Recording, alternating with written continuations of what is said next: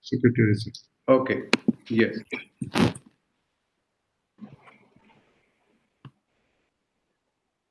Hi everyone. Good evening to all our speakers and panelists. Are we live? Yes, we are live. Okay. I am Dr. Shubhashish Nag, the Honorary Secretary of Ophthalmological Society of West Bengal. And hello to the attendees also who have logged in for today's webinar by OSWB on COVID care strategies. To all our speakers and panelists. Are we live? Yes. Just as the common man on the streets, we, the doctors also who are out there in our practices, are pretty apprehensive today due to the so many uncertainties and confused by the ever-changing guidelines and vagaries of the virus. So we thought it prudent to hear from the most eminent speakers on the subject in the city, when to suspect, where to get the test, in the hospitals what to expect, whether to take a corona cover, do we form help groups before we are hit, maybe, or in other words, how to prepare for COVID in reality. I not just thank each one of our guest speakers for accepting to be on the list tonight, but also on behalf of all members of OSWB, I convey our highest regards and gratitude for the tremendously praiseworthy and back-breaking hard work that each one of you and your team members are performing in your institutes day in and day out. I understand that as all of us, you too are made of the same bones and blood. You too have families that depend on you, but I believe you are different because even after knowing all the hazards of being exposed to this deadly virus, you and your team are undaunted and fearless in the job. We once again appreciate and salute this spirit. Tonight, our members are eager to learn from you experts what we need to know really. I hope we will get insightful answers to our seemingly commonplace queries. And from there, we will take up all your suggestions and try to formulate a possible help strategy for our members through a COVID care support group that OHWB has already structured under the leadership of Dr. Ajay Pal, Dr. Siddhartha Ghosh, and Dr. Aniruddha Maiti.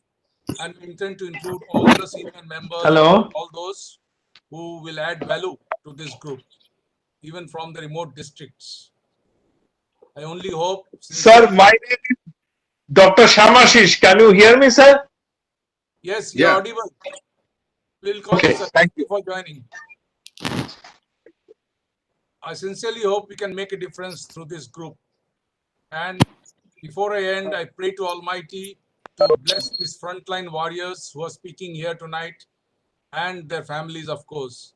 And I also pray that if ever any one of us need their help, we will not be deprived of their healing touch. Thank you so much. With these words, I request our OSW President, Madam Dr. Pushpita Sahu, to preside over the meeting. Thank you. Thank you, Shubhashish. Good evening, everybody, and welcome to this webinar, COVID Care Strategies for the Practicing Doctors.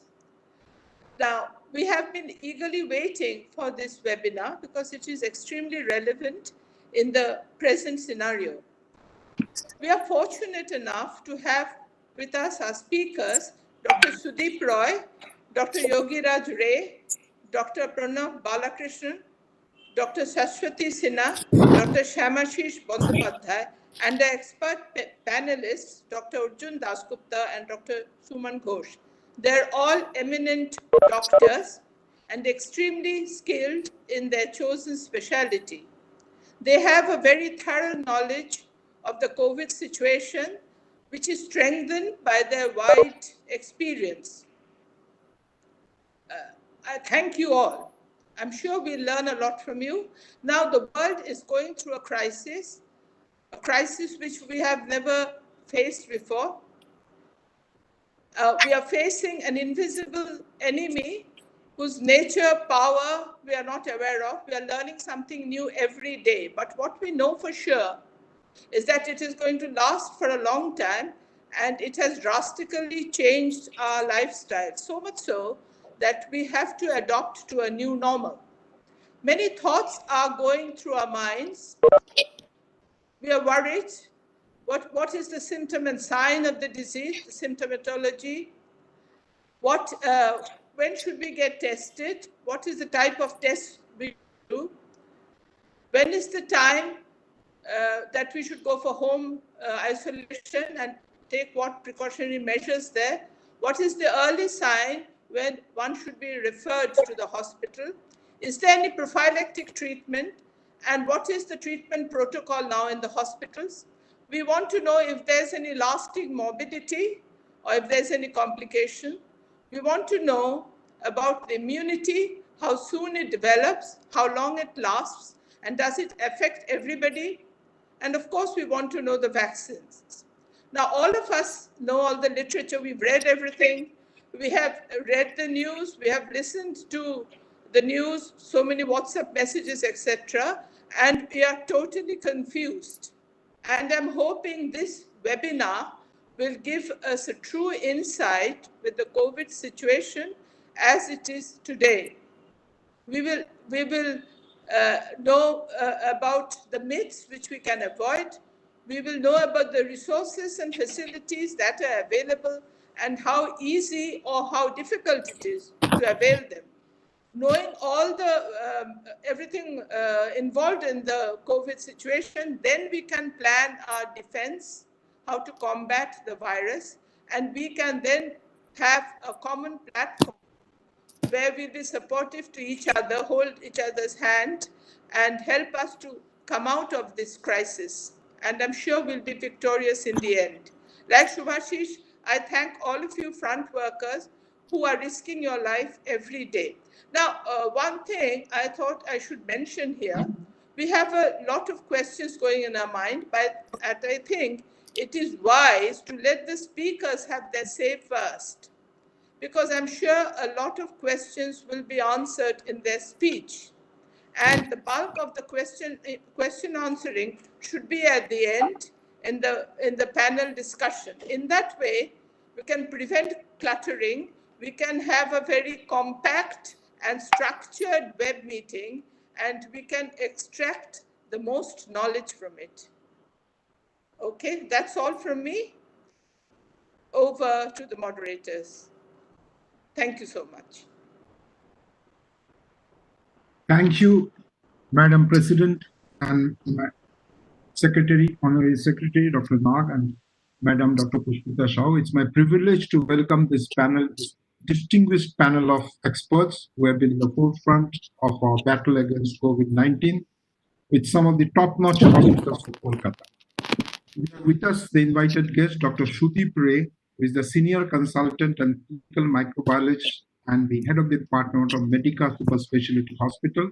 We have Dr. Yogiraj Ray, who is the Assistant Professor and Specialist in Infectious Disease at the Beligghata ID Hospital. We have Dr. Pranab Balakrishnan, COVID Coordinator and Medical Officer at the Medica Super Specialty Hospital. We have Dr. Shashwati Sinha, Head of the Department of the Critical Care Unit of AMRI Dhakuria. We have Dr. Shamashish Bandopadhyay, who is the Director of Medical Services and the Senior Consultant at Apollo Clinicals Hospital. We have Dr. Arjun Dasgupta, the Senior ENT Consultant, and attached with the administration of the Medica Super Specialty Hospital, we will have Dr. Shuman Ghosh, the Vice President of Mission Hospital. Now, to add to this, we have a distinguished panelist group from the senior and not so senior ophthalmologist of Kolkata. We have Dr. K.P. Ghosh, President-elect of OSWB. We have Professor Mohammad Yasin sir, formerly Associate Professor with the NRS Medical College, now a practitioner for almost 40 years. Professor Oshim De, the ex-president or past president of OSWB and Professor of Ophthalmology and Senior Consultant at Shushruth Hospital. We have Professor Gautam Bhaduria. He has not yet joined. He is the ex-director of Regional Institute of Ophthalmology, Kolkata. We have Dr. Abhijit Ghosh, former professor with the Regional Institute of Ophthalmology and past president of OSWB and at present president of IZOC. We have Dr. Debashish Bhattacharjee, past president of All India Ophthalmic Society and director of Disha Group of Hospitals. We have Dr. Rotish Paul, again a past president of OSWB and director of Shushrutai Hospital. We have Professor Oshim Ghosh, who is yet to join, he is the director of RIO Kolkata. Professor Shomir Banerjee, head of the Department of NRS Medical College of Ophthalmology. Professor Moushumi Banerjee is yet to join, head of the Department of Bardhaman Medical College. And Professor Shuman Mukherjee, head of the Department of Malda Medical College. Along with that, we have some senior ophthalmologists, Dr. Oshim Shil, who is the head of Holdia Netro Niketan. We have Dr. Shamal, senior practitioner in Chuchura. We have Dr. Dipankar Roy, a senior ophthalmologist of Bangur Hospital. Dr. Oshit Chakraborty is yet to join, I suppose. He is director of Renuka Hospital. And Dr. Partho Mondal, a senior surgeon with the Disha Group of Hospitals. Durgapur. So we have representatives from all over Bengal. The questions will be put up and the discussion will go accordingly after the topics are covered by the individual speakers. Over to Dr. Siddhartha Ghosh to talk about the first speaker. Yeah.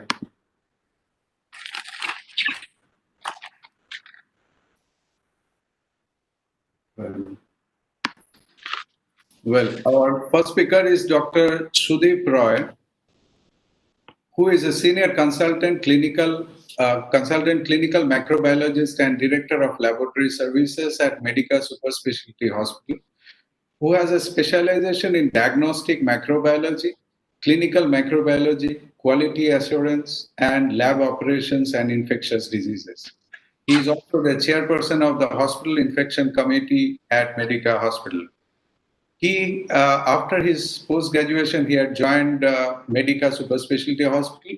Also, before that, he was associated with Super Religare Laboratories. Dr. Roy is an author of several publications in peer-reviewed journals and abstracts that were presented in various scientific meetings. Well, today he is going to talk to us about COVID diagnostics. Over to Dr. Roy, please. Good evening, everybody, the OSWP members, as well as the panelists and the other speakers. So today we are meeting over here. I think it's a time to discuss a little bit about the COVID scenario, current scenario, present scenario, and my topic was given like a COVID diagnostics. Okay, so I'll just get straight into the topic directly. Now, there has been a lot of queries regarding that what are the COVID diagnostics and other things that we are having right at this moment. Every day it is changing. Although right now we have got three different kind of systems that which we can basically utilize for different purposes. The cornerstone of the diagnostic for the COVID-19 is mainly the real-time PCR, as well as the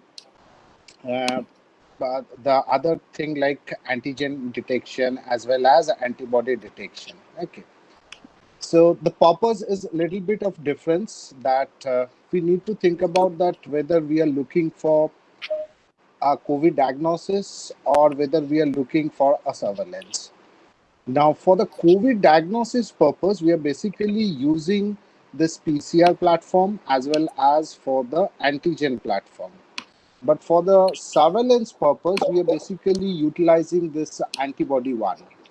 Although it has not been recommended in that way that it has to be utilized as a diagnostic platform, but some of the laboratories are doing it in a different way, and some of the states has actually approved it for diagnostic purposes as well. Now, if we are looking into this real-time PCR platform, where basically we are detecting the COVID virus mostly from one specific kind of samples like the nasopharyngeal or the oropharyngeal swab samples. So it is said that in the initial phase of the disease, this is having kind of an highest kind of sensitivity over here. Although the sensitivity is not very high, it is around 70% only. So there is chance of that false negativity can be reported into the PCR1. So it is also advisable that if anybody is having a symptom, so then it is better to actually repeat the test after a few days. Now, for the real-time PCR, when it actually becomes positive. Now, if we look into the entire COVID disease spectrum, I can start off that the point that when we are basically acquiring the virus and when the symptom appears, and suppose when the symptom goes off, when the antigen comes and when the antibody comes. So all this time frame is very important to understand over here. Now for the real-time PCR purposes, and if we look into say the entire incubation period of the disease, it is said to be around for about 0 to 14 days, the entire duration. But commonly, it is between around 5 days when actually the symptoms are basically arising. Now, there can be two situations where we can actually go for the testing. Either it is between the when you are basically having an exposures with a positive patient, or after the symptom appears. Usually, patients are coming to us after the symptoms are appearing. So maybe it around 4 or 5 days after the actually acquiring the disease. Now, at that point of time, uh, depending upon several other factors of the this PCR entire PCR test is showing it around a sensitivity of around 70%, 65 to 70%. Uh, Basically, a lot of factors why I'm saying this, because it depends upon that you are taking a nasopharyngeal swab. So the sample collection is an important thing. The kind of viral transport media where you are basically transporting the sample is also an important thing. And we are receiving a lot of samples which are basically traveling, say, more than 8 hours also, and sometimes around 24 hours also. Okay. Now, you need to remember that RNA is a very degradable thing. So the transport condition is also very much important. So there is always a chance of getting a false negativity over there. In contrast, that usually PCS usually give a false positive one. And there are different kind of genes basically that is basically being detected for the real-time PCR. One of the cornerstone gene is the E gene. E gene is said to be the beta SCOF gene. That is, I'll explain it like a genus and species one. Okay. So the E gene is like entirely for the beta corona group. So it is kind of a genus one. And there are some specific genes like RDRP, N gene, S gene. These are basically the confirmatory genes. So if it comes positive, then we can say that this is a SARS-CoV-2 positive. So whenever you are getting a report, it is supposed to be an E gene positive and all these confirmatory genes positive. Now the kits are available in the market which are basically having at least minimum of two different genes or three genes most of the time. Now the entire result is basically interpreted as a positive, negative, and inconclusive as well. So this is what was the major part of this real-time testing. Turnaround time of the testing means you submit the sample, and after when you are going to get the result, it entirely depends upon the infrastructure, but real time it takes time. So at least a 24 to 36 hours time is on an average is taken by most of the laboratories. Some people are taking also 48 hours. So this is something there. But regarding this turnaround time, there are some of the modes which can provide you a quicker turnaround time. These are basically cartridge-based real-time PCRs like TrueNat, GeneXpert platforms like this. Okay. So that way you can utilize this for whenever you require in an emergency situation, you can utilize this kind of things. Now, regarding this antibody testing, there are a lot of antibody testing actually been done by the hospitals experimentally also. Although the state government here in West Bengal is not very much clear cut about that, what kind of policy is going to be there. Okay, so it's the ICMR policy that is very clear cut, say that it has to be used for the serosurveillance purpose. Now, if I look into this, the entire antibody response to understand this antibody testing, then there are a little bit of gaps at this point of time regarding this antibody understanding of the COVID. Most of the kits that are available, they are basically having a total antibody testing. That means it can actually measure IgM, IgG, as well as IgA of this one. And the antibodies are basically targeting towards the S antigen as well as the N antigen. S is for the spike antigen and N is for the nucleocapsid antigen. Now, if I look into the response of this antibody, it usually starts after 5 days and goes up over there and having a peak, say around 14 or 15 days, or maybe after that also. And it's a mixed kind of a thing. Initially, what happened with the common thing like IgM appears first, IgG appears next, and when IgG appears, the IgM fades out. This is not a very clear-cut thing at this point of time in case of COVID. So most of the diagnostic providers, they have actually gone for the total testing. Now, as the disease progresses, and particularly in the convalescent period, there is the sensitivity of this testing increases. Suppose if we look into for say within say 10 days time, 5 to 10 days time after the say symptoms has appeared or this at this point of time, so this actual sensitivity is around 65%. But if it is going beyond 10 days, then obviously it is around 80 to 85%. And if it is beyond 15 days, then it is almost around 95 to 100%. The specificity is obviously very high because these are specific antibodies, measuring specific antibodies for this particular COVID one. Another point to note over here is that this actually most of the reports are giving a certain kind of value over there. Now, does this value actually correlates with the antibody level? Exactly not, because this are basically the reaction intensity of the antibody. At this point of time, there is no antibody kit which can actually measure the level of the antibodies. Particularly, these are the questions that has come to us when people are thinking about the plasma therapy. Suppose I have got two donors in front of me.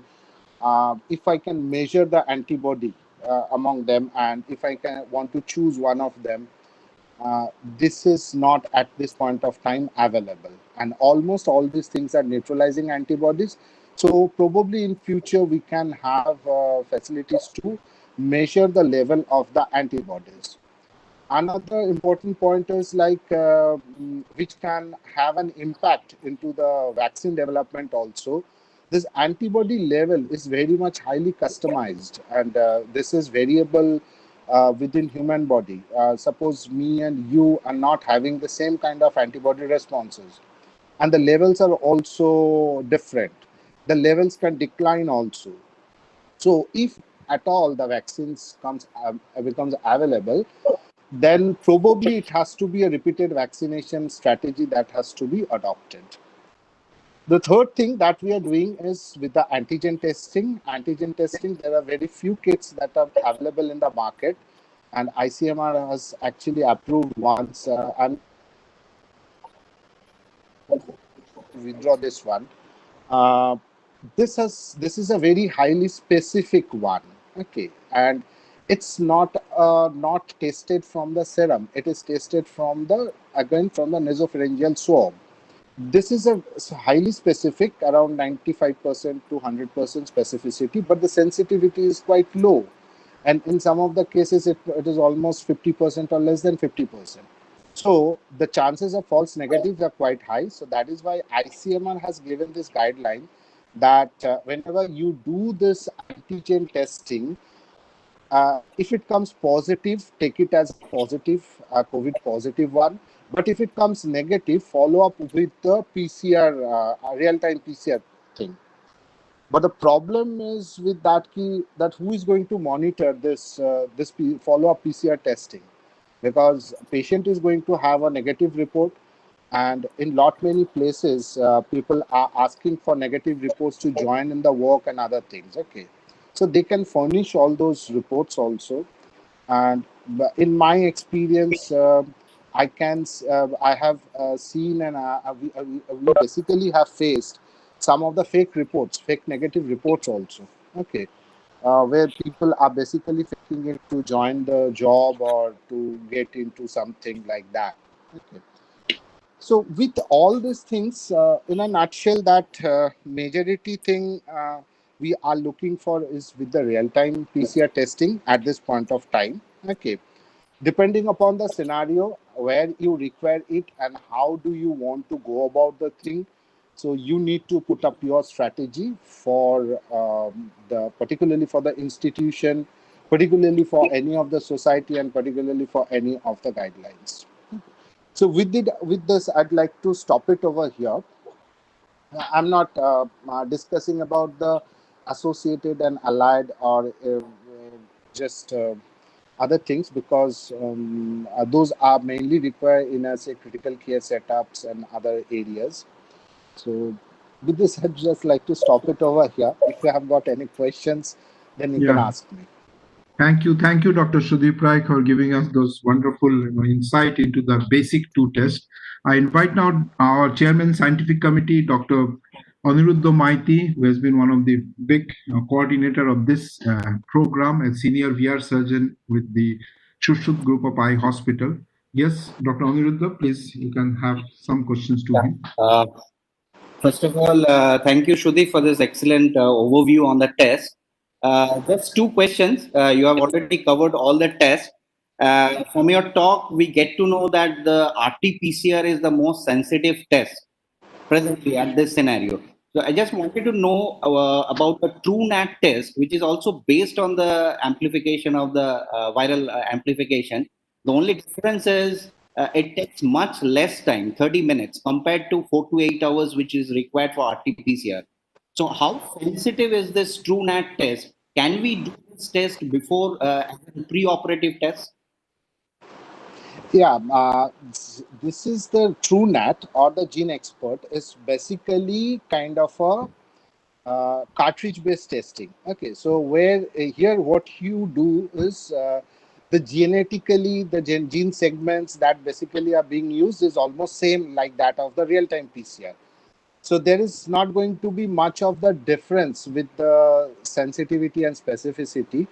But the thing is that the system itself runs like, in case of TrueNat, you put up one sample in one cartridge and you get the result.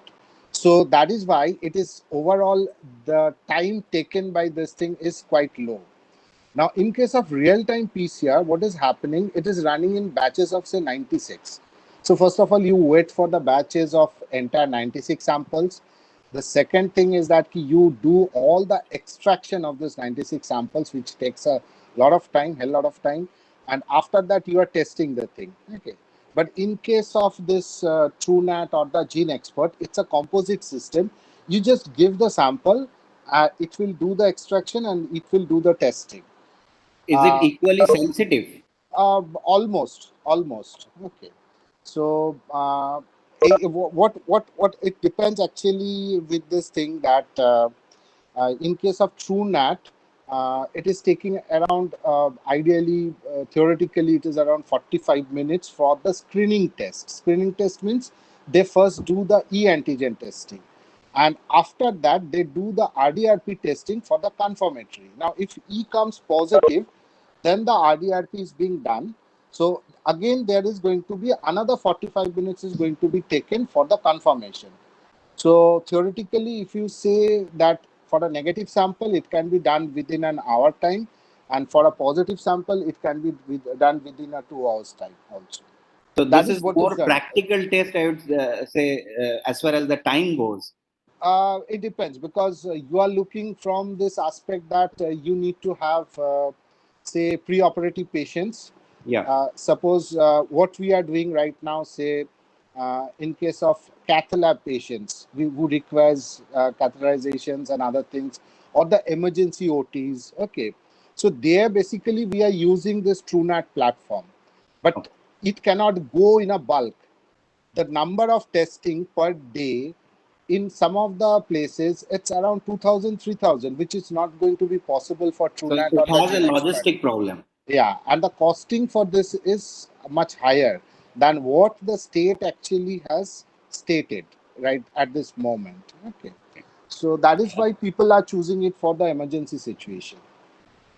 Shudip, just another question. Certain test reports suggest about the viral load, the cycle threshold, the CT cycle.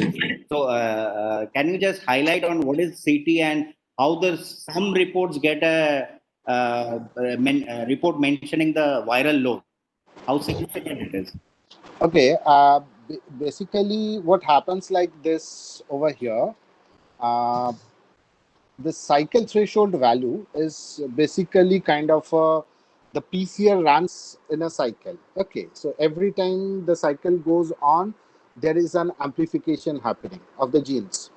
Now, what happens that there is a particular cycle from where actually this amplification picks. Hello?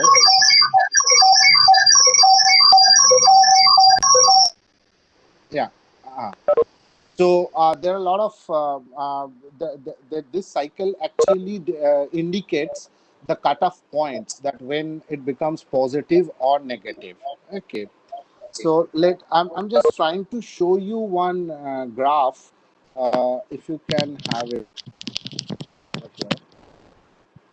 Just wait for a moment. I'm just trying to show you one graph, so it will be comfortable for you to understand.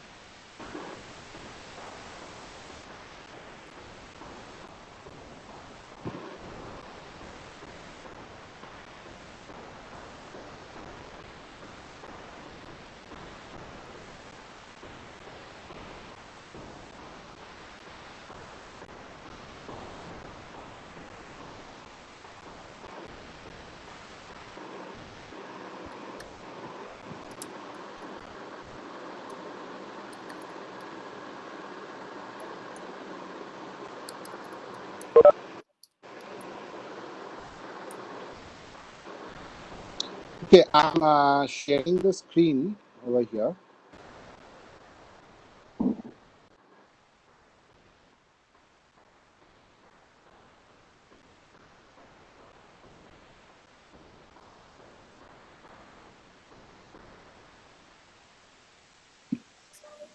So you can see this one, I think.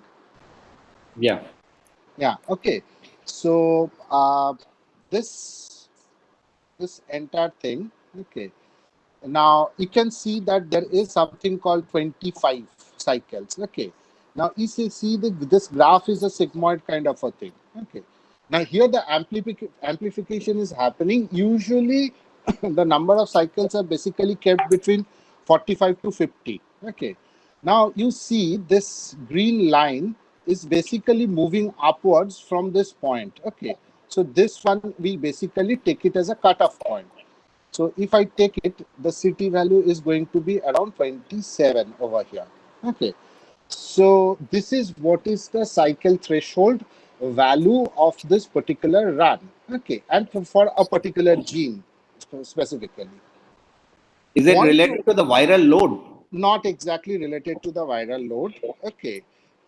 It depends upon kind of a, this is also kind of a reaction strength kind of a thing. Okay. So viral load basically depends upon that you need to have a standard over here for having a known viral load sample. A sample with a known viral load, then only you can actually calculate. Okay, we can say that this is a strong city, so this may be an early phase of the infection, not the late phase of the infection. Now, suppose now different kits are there available in the market and they are having different CT values. So you cannot make it a generalized one. Suppose all the kits have a single, say, CT value. Suppose one kit is having a CT value of 36 is the cutoff. So anything less than 36 is a positive one, more than 36 is a negative one. Now another kit is having a CT value of 42. So how are you going to differentiate between the thing? As a clinician, you will see that key one is 36, one is 42. So you're going to get confused with the thing. So, and this is, since it is not exactly related to the viral count. Okay. So that is why. So it doesn't have a practical value, right? Yeah, It doesn't exactly. have much practical value. Okay. Yeah, right. Okay, I think that's it. Ojada, can we move on to the next talk?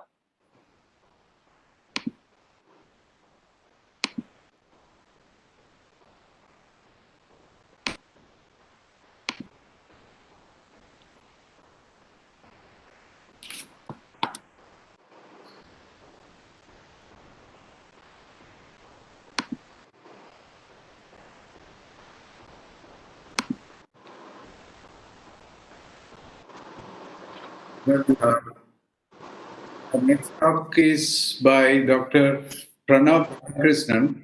Let me introduce Dr. Balakrishnan. He is a COVID coordinator at Medica Super Specialty Hospital. Well, and he, after completing his medical training at Kastuba Medical College in Manipal, he has joined Medica Hospital as COVID coordinator to assist with compiling guidelines and dealing with the dynamic landscape of COVID-19. Today, he is going to talk to us about home isolation care and satellite health center. Over to Dr. Balakrishnan, please. Thank you so much for the kind introduction, sir. I'd like to thank OSWP for giving me the opportunity to, to speak to all of you, with all of you senior doctors. Uh, at the outset, I'd like to say that the situation, the pandemic that we're in, is extremely scary, unnerving for everyone, especially those who are on the front lines. And everyone wants to ensure that they will be taken care of in the event that something happens to them. And I think all of us here are working towards that, and all of us are trying to have a defense mechanism to make sure that we have something in place for all of us and our loved ones. So, as we all know, that hospitals are having a tough time right now for in-hospital care. The numbers are rising in huge amounts, in leaps and bounds, and hospitals are not able to keep up with the demand for hospital beds, because it's not just the bed that you need, you also need the kind of clinical staff that can man that bed. So when you have capacity building of ICUs, you need to increase your ICU staff by that much more, and that's not something that can be done overnight. And I believe all of the hospitals in Kolkata have been working really hard in making this happen. So, what has been done in its stead to make sure that there is a level of monitoring and care that is provided to people to reduce the stress on hospitals is by using home isolation monitoring services and satellite health centers. So I'll just go very briefly. It's a very short talk that I have for all of you. There is very clear guidelines from the Ministry of Health and Family Welfare that were revised guidelines that were released on 2nd of July. It's primarily for mild asymptomatic and asymptomatic cases, and you follow all rules that are required for home isolation. So you need to have a room where the patient can be isolated, a separate toilet, a care provider who is there available 24/7. They need to download the Arogya Setu app. They need to know who they can contact in case of emergency. There are guidelines on what are things. Yeah, there are guidelines on what can be done on when you need to seek medical attention. For example, you have cyanosis, your oxygen saturation readings go down, things like that. And a very critical portion of this is when do you discontinue home isolation and how do you do it. So as per the guidelines and what we understand is that 10 days from symptom onset, provided the patient has not had fever for the last 3 days, they just need to monitor themselves for another 7 days and then they can uh, leave their home isolation and there is no requirement for further testing. So at Medica, what we are offering patients for home isolation is first we do a teleconsultation with senior consultants, ensure that they are candidates that are fit for for home isolation, that did not seem like borderline cases, and we feel that they will do well and will recover at home. So once we assess that, we set them up in our home isolation system where they get calls from the nursing team twice a day, and every alternate day a doctor calls them. We ensure that these patients have access to a pulse oximeter at home and a thermometer, and we monitor them via this. So just a little statistics on what we have done so far, because it will give you an idea on how this is working and how stable the system is. So we have 115 active patients in our system currently. We've enrolled a total of 520 patients so far, successfully released 405 patients. This is in a period of 40 days. The total patients admitted from this list into hospitals was about 21. Of these, the number of patients who actually needed an admission were 3. The remaining were just more comfortable being in a hospital and having that sense of security, which is why they got admitted. But we had 3 patients out of 520 who deteriorated or progressed from a stage of mild disease to moderate disease. So I feel like the system we have in place to screen our patients has been quite robust. And then I'm going to talk very briefly on the satellite health facilities that the government has allowed us to set up now. It was started off with the name Safe Home first. On the 12th itself, we had an inspection from the government who went through our facilities, saw our protocols, and as soon as we got authorizations to launch it, we set it up. The basic guidelines are the same. Your category of patients is the same, so they have to be asymptomatic or mildly symptomatic. At this point, we do not allow for oxygen therapy in these facilities. The minute they need oxygen therapy, we would definitely escalate them to our ER immediately. An essential portion here is that we have rounds that happen twice a day. And the discharge criteria is similar to the discharge criteria for the home monitoring, where 14 days and after which you don't need any follow-up testing. So at our Medica Annex, which is our satellite facility, it's less than a minute from the hospital. We have 27 rooms there, which we give to patients either on a single basis or as a twin sharing basis. We have a kitchen, we have rounds by doctors, we have overnight nursing staff, we have a stock of medications over there, and anytime there's anything required, we are able to send it to the satellite facility immediately because we are located less than 30 seconds, around 30 seconds from the hospital. We've to date admitted 65 patients and discharged 40. We're running at almost 75 to 80% capacity over this last week. Just a few pictures before I end my talk. So thank you so much.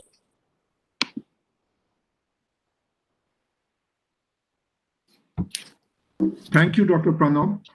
That was a wonderful way of how they see homes, the concept. We'll have a lot of questions for you at the panel discussion. I invite now Dr. Sugata Paul. Is he here? He's Yes, the I'm Joint here. Secretary of OSWB. He will just discuss some of the points that he has raised, and then again we'll have an in-depth discussion at the time of our common panel discussion. Yes, Sugata, Yeah, please. thanks, Dr. Pranav, for your excellent elaborative information about the satellite centers. My question as a doctor, if we get admitted in this hotel satellite center or hospital satellite center, at what point we'll get bit doji that we should get transferred to the hospital and how easy to get transferred to the hospital with the bed crisis rising? Shall we leave it to the last moment, or at what point should we request to get transferred to the hospital? And the second short question is, if required, what sort of emergency treatment facility you have this in these satellite centers? Question, sir. So, for at what point do we shift to the hospital? We have clear guidelines that we've maintained. Is preemptively screening patients, where we have a age limit. If there's uncontrolled significant comorbidities, we do not admit them there.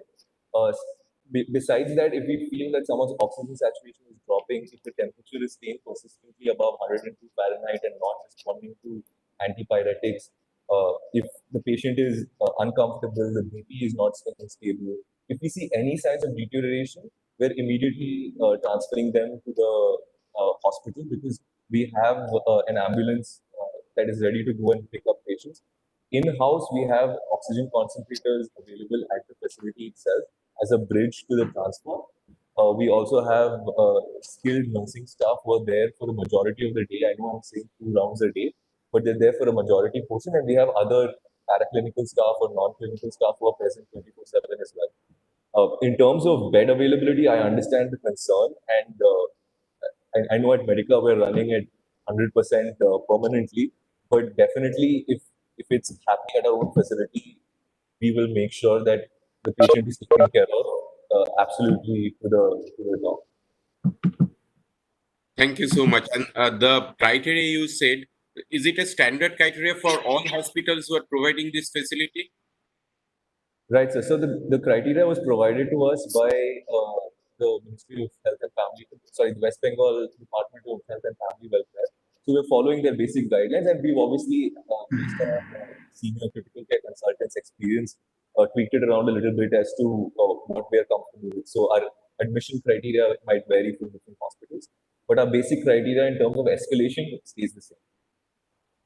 Thank you so much. Please stay back because we have a lot of questions for you in the panel discussion. And I would request Dr. Ajay Pal to carry on with the next speaker, please.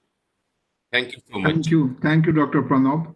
Now we'll have our next speaker. Dr. Yogiraj was supposed to come, but then I think Dr. Shashwati will take over now, and then we'll have his talk later on. Yes, Dr. Siddhartha, please. Yeah, Dr. Shashwati Sinha did her MD Medicine and then Indian Diploma in Critical Care Medicine. She has also done her European Diploma in Intensive Care. She is currently the consultant critical care at AMRI Hospitals, Dhakuria, Kolkata. And today she is going to talk to us about management of critical COVID patients. Over to Dr. Shashwati. Thank you for your kind introduction. Are my slides visible? Yeah, visible. Good evening. Extremely grateful to all of you for having me here today.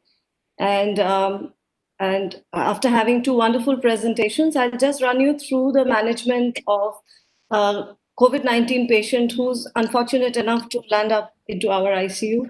And so basically what in continuation with what Dr. Pranav said, that it's very important to categorize the patients. That will help us triage which patients are good enough to be managed in home isolation, which patient can be managed safely in the ward, and which are the patients which will need to come to the hospital and which will require ICU care. So basically with our kind of ward nursing care, I think Group B and Group C, that is moderate or severely ill patients requiring oxygen or who have a saturation of less than 94%, on room air. These are the patients we need to keep a close eye on. And as soon as the saturation dips below 90, I think these are the patients who will come straight to us in the ICU. Apart from that, if they have any hemodynamic instability, a low blood pressure, so obviously these patients will come to the ICU. Again, there are certain high-risk features which immediately should catch our attention, like the elderly, some with ischemic heart disease. Obese patients, they tend to not fare very well. So these are a subset which need to be looked at very closely. Among the clinical parameters, again, we talked about the oxygen saturation. Anybody who is actually not looking well, somebody having a respiratory distress, a tachycardia, an altered sensorium, they need to come straight to the ICU. If you have a laboratory values in your hand, there is something called as a lymphopenia, which is a bad prognostic indicator. And if you have a neutrophil to a lymphocyte ratio of greater than 3.3, then that's bad news. These patients often progress to more severe illness. And again, anybody who has high inflammatory markers like an elevated CRP, ferritin, D-dimer, these are the patients, even if they look quite innocuous at the baseline, they might actually have progression of disease and might land up in trouble. So again, amongst the normal blood tests which we do for all patients who are admitted to the critical care unit, there are certain things which are specifically need to be looked at, especially the inflammatory markers like CRP, ferritin, D-dimer again. It's a very, very important, it's an indicator that, especially now that we know that hypoxia in COVID is not always just pneumonia and ARDS, there can be a lot of thromboembolic phenomena. So the patients with an elevated D-dimer will need probably more advanced anticoagulation and a closer watch because these patients might have a deterioration later on. As far as the imaging is concerned, although a lot of the centers in Kolkata and even all over India, they are going by CT criteria. We have stuck to, and most guidelines also suggest that maybe a portable chest X-ray is good enough because transporting a critically ill COVID patient to the CT suite might not be very easy at every point in time. So only in certain cases, situations which might change our management of a COVID patient, should we actually subject these patients to a CT upfront. And again, for specific situations, we need to look for bacterial cultures. If possible, rule out other infections by PCR techniques. Use a procalcitonin because there are rampant use of antibiotics because it might be difficult in an inflammatory phase to differentiate whether it's a pure viral pneumonia or there is an additional bacterial infection. A procalcitonin might help us to do a good antibiotic stewardship. Echocardiogram, especially for elderly patients who have congestive, they might have an element of congestive heart failure contributing to the hypoxia. Interleukin-6, again, it's been done in most centers now, but not very widely available. So if available, that might be an important thing in our armamentarium, although I will talk about the caveat in a little bit of time. And as far as we do the ICU treatment, of course, continuous heart rate and pulse oximetry is something which we need even at the ward or even at the satellite centers available. May not be in the satellite centers at least twice or thrice a day. We need to have a look at the heart rate and the pulse oximetry. And the alarming sign would be if the saturation starts dropping below 94%. So all the patients whom we are communicating or advising home isolation, the earliest alert sign is when your saturation starts trending downwards. Avoid nebulizers, especially patients with asthma and COPD. They can also present with COVID-19. What we're trying to avoid, because nebulizers have a potential to generate aerosols, which might be actually quite harmful to the healthcare workers who are dealing with them from close quarters. There was a huge controversy regarding whether we should stop ACE inhibitors or angiotensin receptor blockers because COVID binds to the cell through the ACE2 receptors. But now it's quite clear somebody who is on ACE or ARB, they should continue it. And in fact, that might be beneficial. Statins should be continued. Anticoagulation, all hospitalized patients, all patients who are sick enough to be admitted to the hospital, if they do not have a contraindication, they should at least receive thromboprophylaxis. We should keep a close watch on patients who have a tendency to deteriorate because we might need to step up their anticoagulation. So once the oxygen requirement is increasing, we initially do a nasal cannula, face mask, then a high flow nasal cannula. In patients just short of intubation, when we are trying the other modalities, you might go through non-invasive ventilation. Always need to keep in mind the safety of the healthcare workers, that we should probably use a mask over the high flow nasal oxygen because the aerosol generated might be harmful to them. Again, these kind of devices like a high flow nasal oxygen or a non-rebreathing mask, we should set clear timelines because we should not allow the patient to deteriorate to that extent when we have delayed the intubation for too long, especially because in COVID-19 situations, an intubation should be an extremely planned intervention and you should have the most skilled manpower available. So set a timeline, and if the patient is not improving, then there is no point in stretching things too far. Again, a lot has been spoken about what is awake repositioning or proning. Like we've known for ages that any patient with severe ARDS, if they are on the ventilator, prone positioning improves the oxygenation in a lot of patients. Especially this was started in New York when there was a huge surge capacity and was exceeded in the hospitals. The patients who were safely able to position themselves in lateral or prone positioning, but very important, the patient should not be obtunded. The oxygen requirement should not be too high, and they should be able to self-prone with minimum assistance. If they do not meet the criteria, if they're unstable, probably it's not worth trying all of that and go straight in for intubation. If we talk about, just briefly touch upon drugs, actually, dexamethasone has come up in a huge way after the recovery trial, which has shown that a low dose dexamethasone, 6 milligrams per day for 7 to 10 days or until discharge, it has shown a mortality benefit. So if there is no contraindication, it's probably worth in all patients who are requiring oxygen.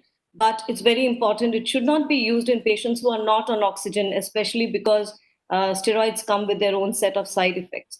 What we have seen is they have used it in patients with ventilator or ECMO. The problem is the nosocomial infections in our scenario. If the patient is on invasive ventilation and is on dexamethasone, we have seen a lot of nosocomial infections. And so if the patient is getting better from the primary infection and gets a secondary infection and deteriorates, that's probably not something which is very desirable. Coming to remdesivir, the next wonder drug, basically it's been recommended for all patients who are requiring supplemental oxygen.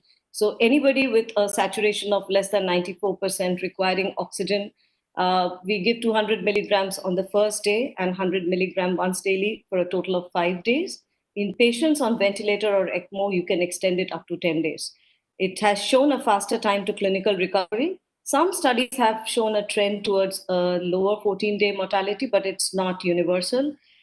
We cannot use it in patients who have an impaired renal function if the GFR is less than 30 ml per minute, and in patients who have elevated transaminases. So if the liver functions are grossly deranged, if the AST-ALT is more than 5 times the normal, that's an alert where we should be cautious about using remdesivir. In fact, we cannot use it. I was going to talk about tocilizumab when the webinar started, but the COVACTA trial results have come out, and the initial notion that it may reduce the risk of mechanical ventilation or death has been negated by the COVACTA, the first global randomized control trial. The results have just been published today. Again, the adverse effects was a huge cost. The 400 milligrams cost 40,000. So it's a huge burden for a lot of our patients. And if the benefits are not certain, then probably we should refrain from using it at this specific moment. Another huge thing which has come up in a big way is convalescent plasma, which is being used in Delhi. There are certain prerequisites, but the problem is it's still not freely available out of trial circumstances in the city. Ventilatory strategies in COVID are pretty standard, and prone positioning in ventilated patients might be beneficial. And if we are with our backs to the wall, There are several centers, including in the city, which have the facilities for ECMO. But again, what we should, it's not a measure to be rushed to the front lines in a pandemic situation where our resources are anyway stretched to the maximum.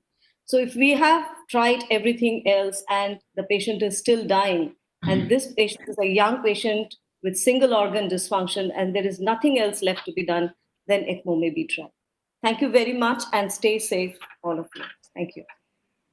Thank you again, Dr. Shashwati. I think you have really given us an insight into what goes on in your life. I think day to day you are there in the morning to evening, as I hear. So something you said about the tests. Now that these tests, as you have said, that this is what you do after the patient comes to a battery of tests. Now, is it necessary as an ophthalmologist, as a man, as I would say, that I am having symptoms, maybe I have tested positive, or maybe I am in home isolation, or do you have to do all these baseline tests? Number one, do you have to do it? And number two is the SPO. I mean, every household now has, pulse oximeter to check your oxygen. Yeah.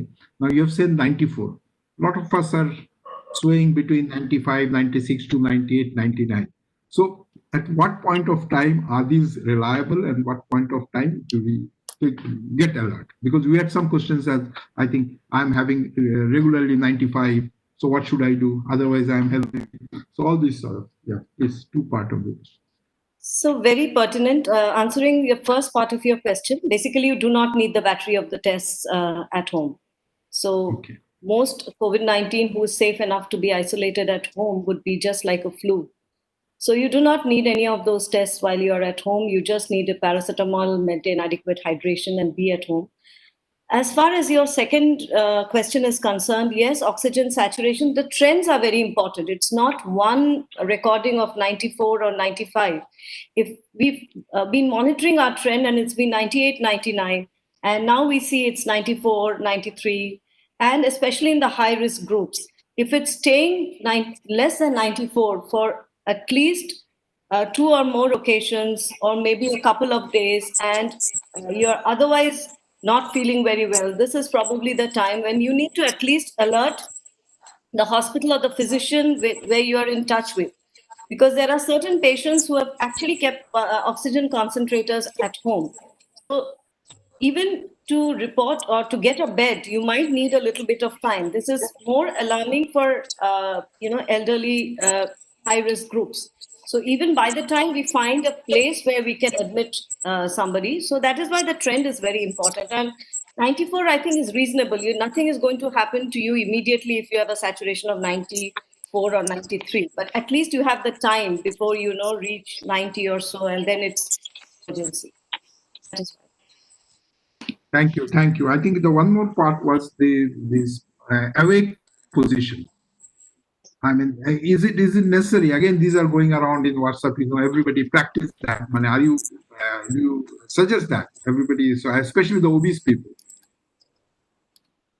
Logistic challenge, trust me, even in the hospital. So basically, making somebody to lie in the awake prone position is almost impossible. At home, I don't think it makes too much of sense. I think they started doing it because the surge capacity had exceeded in of ICU beds. So while the patients are in the emergency room or in the high dependency unit in the hospital, by the time you're doing the other things, it can improve the oxygenation to a certain extent. So if you're doing fine at home, you do not need to try awake proning or self-proning. Thank you, Shashwati. Stay with us. We'll have a lot of more from the panel. Yes, I think we have joined us. The Yogiraj Siddhartha, please. Okay.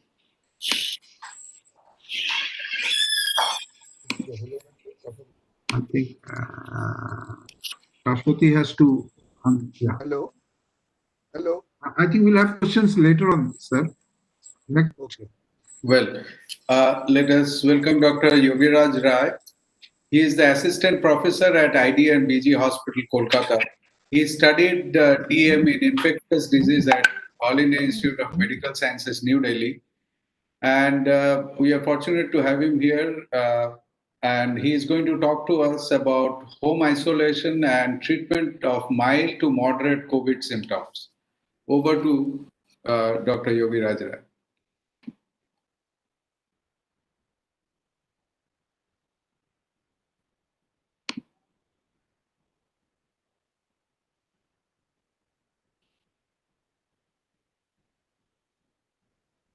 I think Dr. Rai could not. I don't think he has joined. He's yet to join. No, he is yet to join. Okay. Oh, okay. I think he has already told. I think there was a message that he's joined. So we have the next speaker, Dr. Shamashish. Is he here? Dr. Yes. Shamashish Bandopadhyay? Yes, sir. Yes, Siddhartha, can we have an introduction of Dr. Shamashish? Yeah.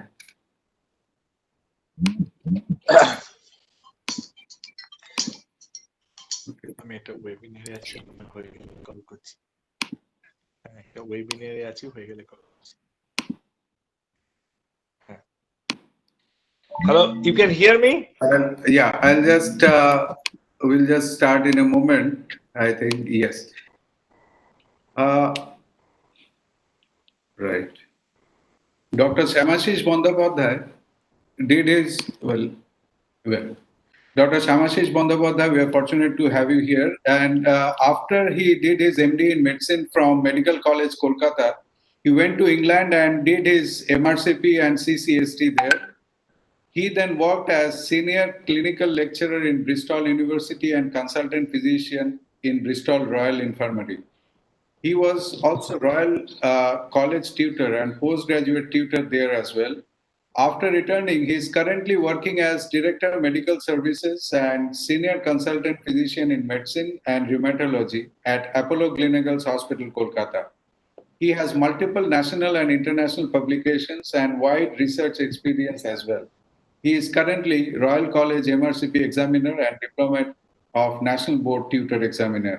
And today he is going to talk to us about myths regarding COVID-19 prophylaxis and management. Over to you, Dr. Bandyopadhyay. Thank you. I hope you can hear me. Yeah, you are audible. Thank you. Now it's a honor to be able to come and to talk some points. I thought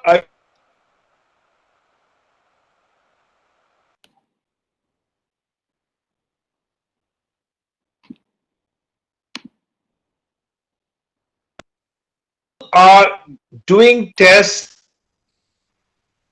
various times against the ICMR and various expert body advices. It's no point doing an COVID RT-PCR on day 1 or day 2 of the symptom. You are likely to get a negative result and it is of no use to you or to the society. So at least 3 to 5 days of symptoms will be the right time to get an RT-PCR done, keeping in mind that the RT-PCR has got a 30% false negativity, and if you have got real suspicion of good ELE symptom, then it may be worthwhile repeating it again. As was pointed out by Dr. Ray in the first instance, that the collection of the RT-PCR is of paramount importance.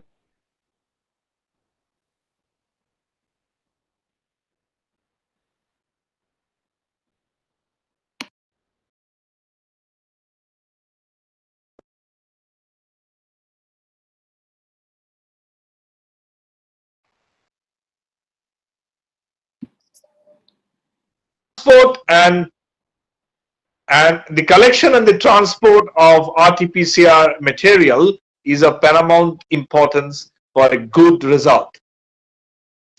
The second important point is when to repeat the test.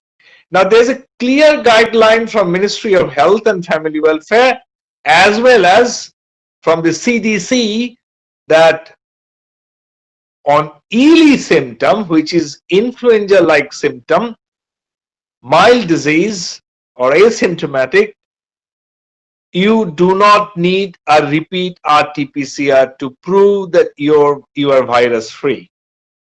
CDC tells that 10 days after the onset of symptom, you are extremely unlikely to give virus to others.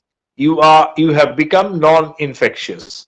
So there's no point spoiling the scarce resources for doing multiple tests all the time. And for SARI symptoms, where it means severe acute respiratory illness, it is 20 days as per CDC. Now, this is on CDC website, which is open access, can be seen by all. So the timing of test, that myth, and the myth of having multiple tests to prove that I am of the virus carries no meaning. The next important point I want to clarify is when we go for isolation, the important bit is that I have to realize, or everybody has to realize, that I am most infectious before the fever starts. So if I have got any symptom, now we all know the symptoms from the net and WhatsApp messages.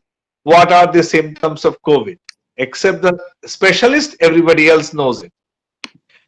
To cut the long story short, if you have got suspicion of an exposure or a contact, or a suspicion in your mind that you may have got a viral illness from body ache, loss of taste, lot of smell, sore throat, so on and so forth, do not wait for the fever to come and keep on doing work normally.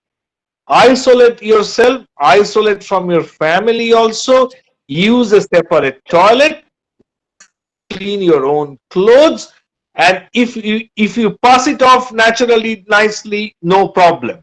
But you will infect unnecessary lot of people if you keep on doing your work by taking paracetamol.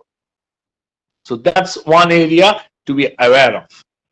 For the patients, it is important that if you have got symptoms, then you need to time the test properly.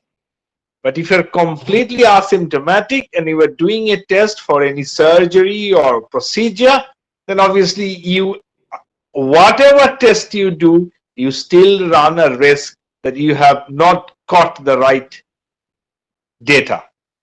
So take your precaution. Just because the patient is COVID-19 RT-PCR negative, don't be cavalier. Still take your precaution. Use the N95, use the goggles, use the shield. You can use either the goggles or the shield. It's an equal benefit. Goggles is possibly better for those who don't use specs.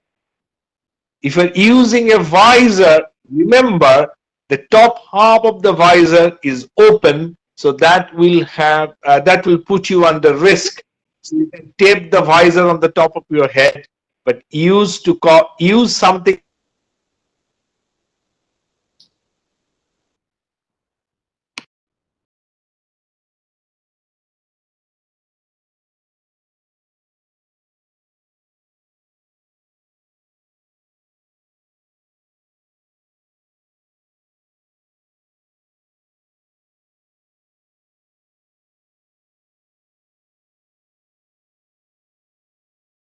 The patient is COVID-19 wrong for prophylaxis.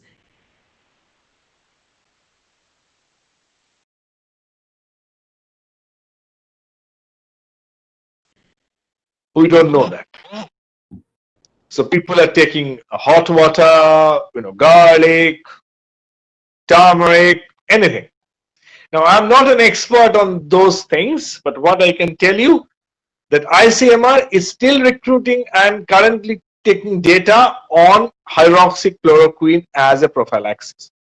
The future of hydroxychloroquine as a treatment option has been put to test to some extent in both Solidarity and the other Oxford trial, the UK trial, the recovery, and it is out from the treatment wing. So we are currently by ICMR still recommended it as used for prophylaxis, and you can take it as a prophylaxis provided your QTC is normal. Now, there has been a lot of hoo-ha in the initial stage of hydroxychloroquine prophylaxis, and deaths been reported. The important point is that we as rheumatologists, we use a lot of hydroxychloroquine for both rheumatoid arthritis and SLE. So hydroxychloroquine otherwise is a safe tablet, but if you've got a cardiovascular problem, please get an ECG. If you're more than 50, please get an ECG. Check that your QTC is normal and then take it as a prophylaxis once a week, as you know. So nothing will supersede your own commitment to safeguard yourself. So use the mask, use the hand rub, keep distance. Do not eat or drink tea or coffee in the surgeon's room, 4 or 5 people with opening your mask. You should not have 2 people open mask on the same time to drink coffee or eat any food in a place. And in that place also, you still should have at least 3 to 6 feet of gap within yourself. So it may not be a good idea to eat outside. Wear the mask properly. Now, I know I'm being very teacher-like to you, but I have seen so many people wearing the mask in a wrong way, touching the front bead of the mask. Now, if you are to use the mask, you can just jolly well take the bottom half of the mask first and then the front half. Do not touch the front. For the N95 also, you know that there is All India Institute of Medical Science guidance that you can actually have 4 N95 and put it in 4 envelopes, and you can use in 1 in 4 like a rotation or on call, and you can use it for a prolonged use, because as you know, N95s are very difficult to get at present. There are a lot of normal cloth mask or some sort of fancy masks, but I don't think they are of much benefit to any one of us as doctors. So wearing the mask, using the hand rub, and remembering that the patient whom you're, colleague whom you're meeting could well be an asymptomatic carrier. So you must be on guard. I think I've bored you enough. Thank you very much for your kind attention. Thank you, Dr. Bandyopadhyay. That was really very enlightening, and it has cleared a lot of cobwebs in our mind. But we still have a lot of questions. The first thing I would like to know from you, are there any work restrictions recommended for healthcare personnel with underlying health conditions, say diabetes, hypertension? Should they keep away from work, or they can jolly well work as usual with masks and other precautions? Provided the diabetes and hypertension is under control and the age is under 60, it is an individual choice.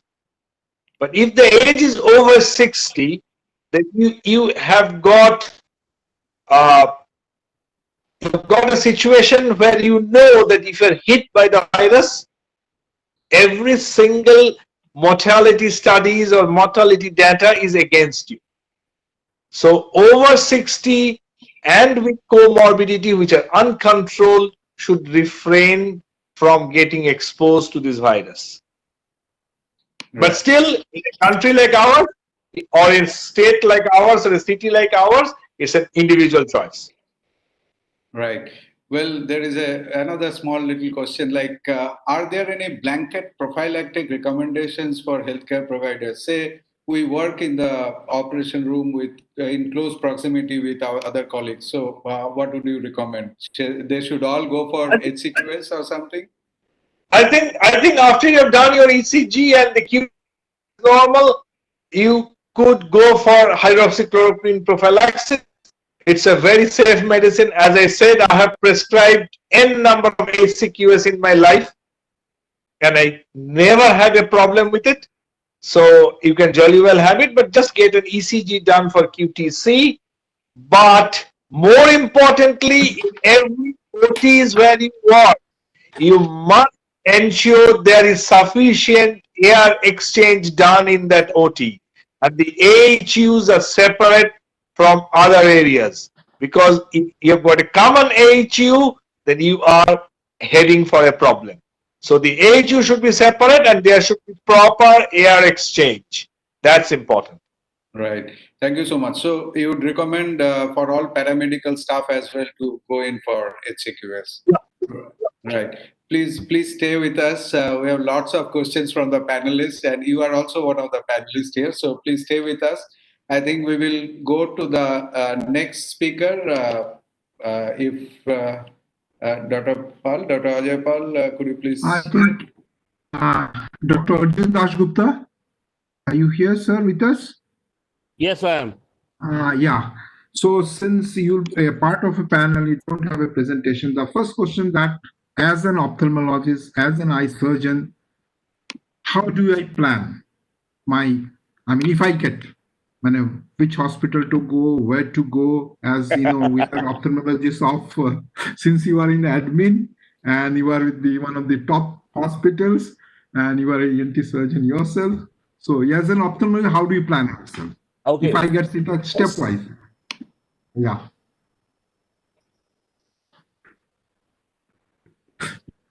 But we got to hear you have got a lot of hold on your admin.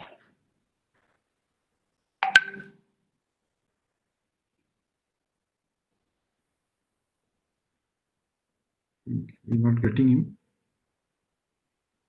Are we getting him? No, I think Dr. Dasgupta, could you please unmute yourself?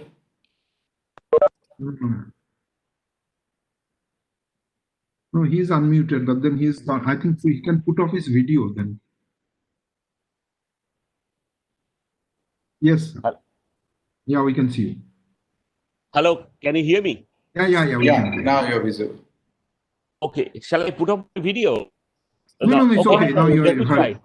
Let me try. Okay, first thing but I'm facing the same problem as you, because being an ENT surgeon, I'm also have got very close proximity with the patient, and from time to time we get very near. So every day I go and see the patients. My fear is the same as your fear. Is will I get exposed to this or not? Now, sorry, can you hear me? Yeah, we can hear you, sir. Yeah, please continue. Okay. If you can't, The first thing what I do is doing every day the patient is I treat everybody as COVID positive, like we do in a HIV or any other, like we take a universal prophylaxis. So with the same thing with this COVID area, we treat each and every patient as COVID positive. That we maintain the distance. I always keep my consultation room door open so that the air comes in and out. I use masks, I use visor, and I try to maintain the distance. And close examination, I am very careful by doing close examination, and obviously hand wash. Now we have started in from March. It's July now. I'm still negative, so hopefully all of us are taking the proper precaution. We stay negative. Now, if we get positive, all the doctors across the state are really scared. If they get positive, will they get a bed? The bed situation is horrible. Most of the hospital there is a waiting list for bed, but we can say one thing: for doctors, we will go to the last mile to find a bed, if that helps you in any way. We should all know, we all have contacts, we all know people, and we will have to go to the very last mile to find a bed for a doctor. And we have to take the precautions, and we have to do basically the things that is. And if that means we involve to the topmost people of the government or the topmost management boss of or owner of the hospital, we will do that. That we can assure you. Now we all need to come together and spread the word. Our main strength is we have to be together. Now, if we are all together, if one of us becomes positive, if he really needs a bed, if he doesn't, then he stays at the home quarantine. Friends and colleagues, they are positive and they are taking the necessary precautions at home. And as you know, we already know by now that 95% to 98%, and if you believe the Dharavi slum data, that 57% of the people in the Dharavi slum has already had that infection, then I will be there to say that 99% of the people are asymptomatic, mostly asymptomatic carriers. So if we become positive, if we can stay at home, we will have to make sure that the local law enforcement authorities know that we are staying at home, so that nobody creates any trouble, because there have been trouble. And if there is a trouble, we all have to work together.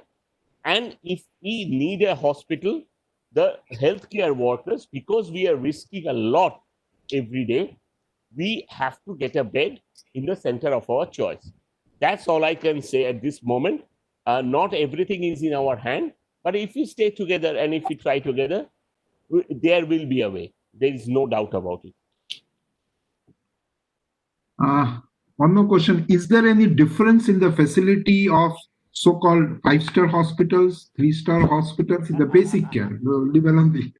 Again, that's also in our mind. I think we know by now that if we need oxygen or BiPAP or CPAP, then we probably will make it. But if we need a ventilator, then our chances in 5-star or 7-star or 2-star is not very good. So basically, if we in Calcutta, we have the best of the treatments. You already have heard, we have ECMO, we have very advanced ventilation. Our critical care teams across the hospitals are very good. If it is a healthcare worker and if it is a doctor, we will have to pull in our resources and we will have to work. Like few days ago, you must have heard that there is a cardiothoracic surgeon admitted in Arantegot, and there was a call out for plasma transfusion for him. And people jumped up from all across the society and tried to help him with the plasma transfusion. And the COVID, the people who suffered from COVID, they donated plasma. So people came together. And if the healthcare, but we need to know. So somebody needs to make sure, find a mechanism to let everybody, all of us who are working, we are everybody fighting the COVID, to let us know that there is a healthcare worker or a doctor who is in the front line who needs serious help and is not getting it. Then we will organize it. We will have to put in the pressure on whoever is on the other side, and we will make it happen. That we can assure you. Thank you, Dr. Dasgupta. So we can always count on you when one of us is actually. I'm seeing a lot of faces. I know, yeah, a lot of us. When I see you, when I meant all of you. And that's our strength. Thank you, Dr. Arjun. I think we will have the last. I mean, you stay with us, please. I think we will request Dr. Arjun Dasgupta to please stay here. We will have a lot of questions in the panel discussion as well. And let us welcome Dr. Suman Ghosh. So if you have joined, I think he has joined. Dr. Suman Ghosh, yeah. Are we audible to you? Dr. Ghosh, can you hear us? Dr. Suman Ghosh. Well, I think somehow his voice is not coming to us.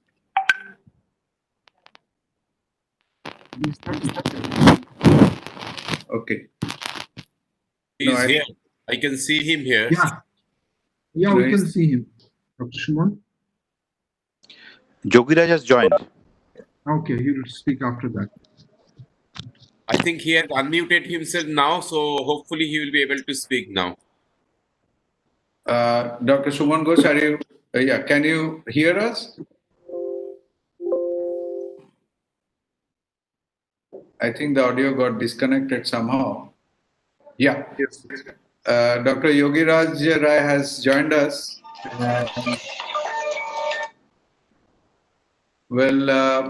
I think, can we go on to for his talk now? Ajayda? Yeah. I think just let Dr. Suman Ghosh know that we'll be contacting. Shugoto, please contact him. Yes. That we'll contact him. We will get back to him after Dr. Yogiraj. After he connects his in. Yeah. Yes, let's go to Dr. Yogiraj. Welcome, Dr. Yogiraj. Yeah, so my topic is how to manage Will you just give your intro? Yes, just hold on. Dr. Yogiraj Rai is the assistant professor at ID and BG Hospital, Kolkata. He studied DM in infectious diseases at All India Institute of Medical Sciences, New Delhi. We are happy to have him here. And today he is going to talk about home isolation and treatment of mild to moderate COVID symptoms. Over to you, Dr. Rai. Thank you, sir. I'm speaking. I'd like to speak only on mild, not moderate, because moderate patients will be admitted. So, who are the mild patients? The mild patients are who have no major comorbidity that is not under control. Say he is diabetic or hypertensive, but his sugars are controlled, BP is controlled, and he is basically before COVID he was asymptomatic to any illness. So he's a stable ill person, or he's or she is a young who is below 40 or below 50 without any comorbidity kind of things. And now these group of people develop coronavirus infection, and the presentation is mild, like influenza like illness, like a fever with anosmia, or fever with cough, uh, productive or dry cough, or nasal discharge, or rhinorrhea, this kind of patients without any features of severity. Now we have to inquire what are the features of severity. Features of severity means breathing trouble and uh, his precondition that are there, the comorbidities that have been worsening. So these questions we have to ask from the person whether these kind of things are happening or not. If these are not happening, he can be well managed at home. And lots of countries in Europe and even in South America, they are managing it this way. Stable, non-comorbid or stable comorbid with young age, manage with mild symptoms, manage at home. If you look at the usual pattern of the illness, around 20 to 15% of patients will not fall in this criteria, and they will require hospitalization. And if we continue managing these kind of people, asymptomatic or mildly symptomatic people inside the hospital, our beds will be full, and the sick people who are requiring oxygen will not get bed, and they will die at home. So our main concern is to focus our healthcare to the sicker people, not the stable patient. But we have to understand that these patients should know when to reach hospital and what are the condition where the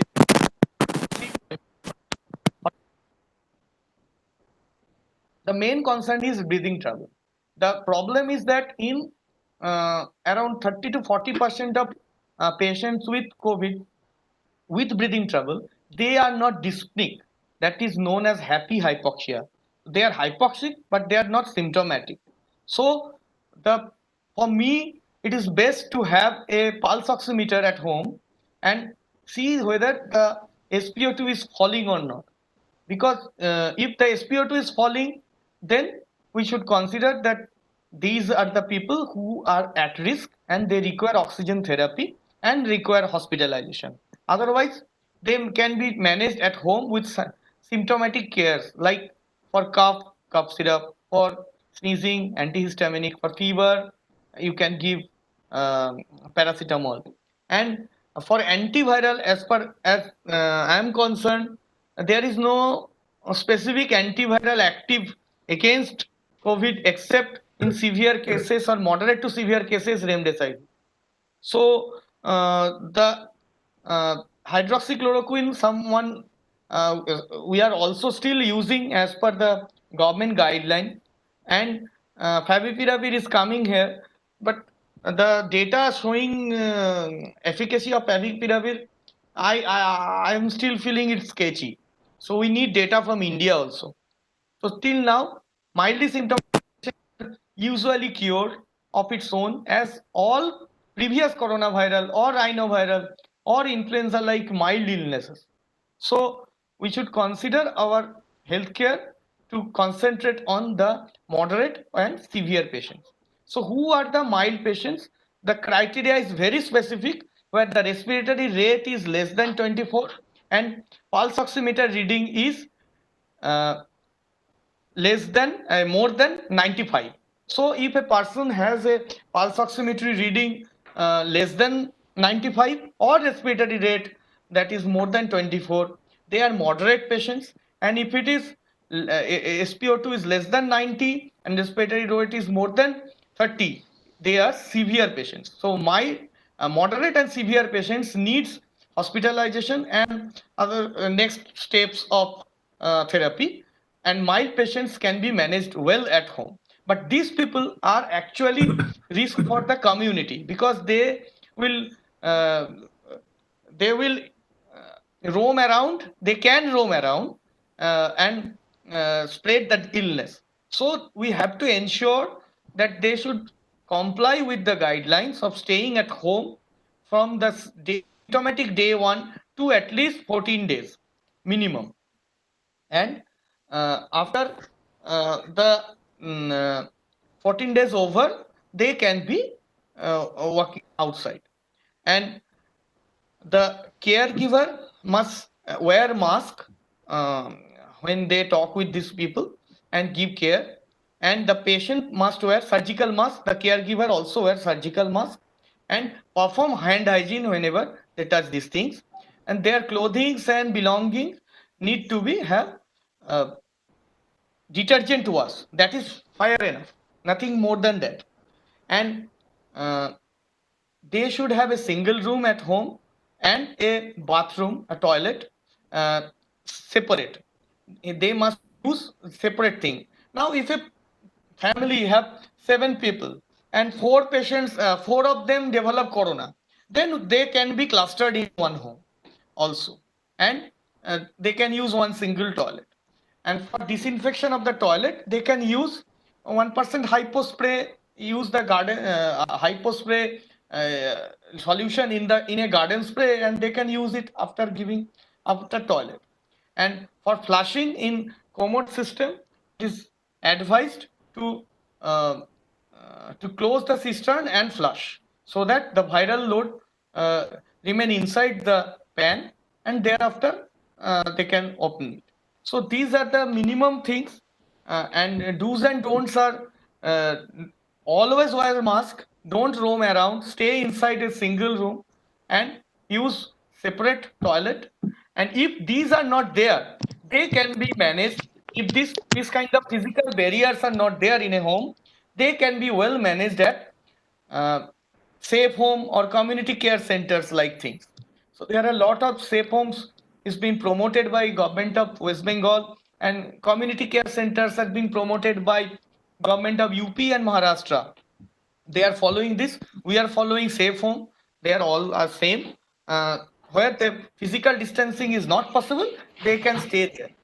So in this regard, we can reduce the pressure on our level 3, level 4 hospitals, or filling up the beds with non-requiring patients, and so that we can care better for the oxygen requiring patients.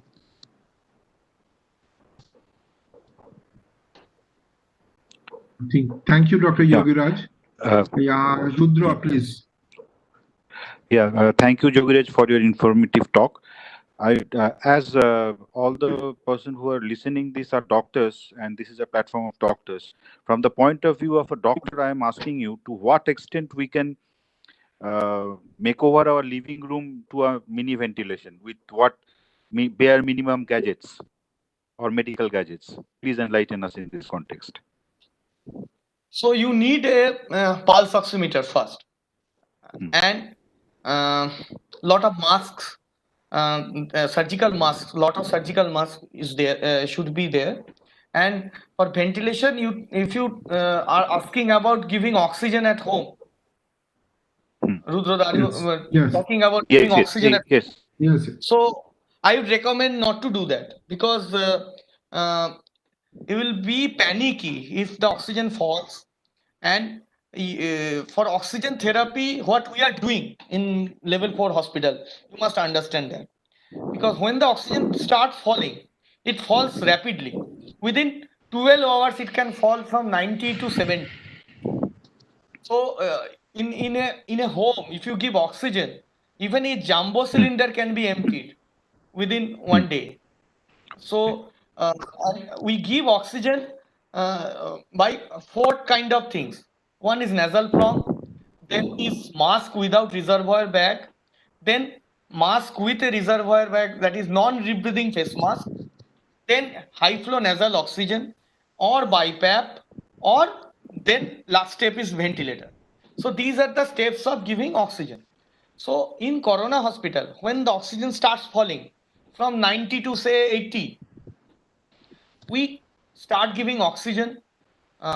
In my hospital, we give straight away from non-rebreathing face mask, that is above 10 liter.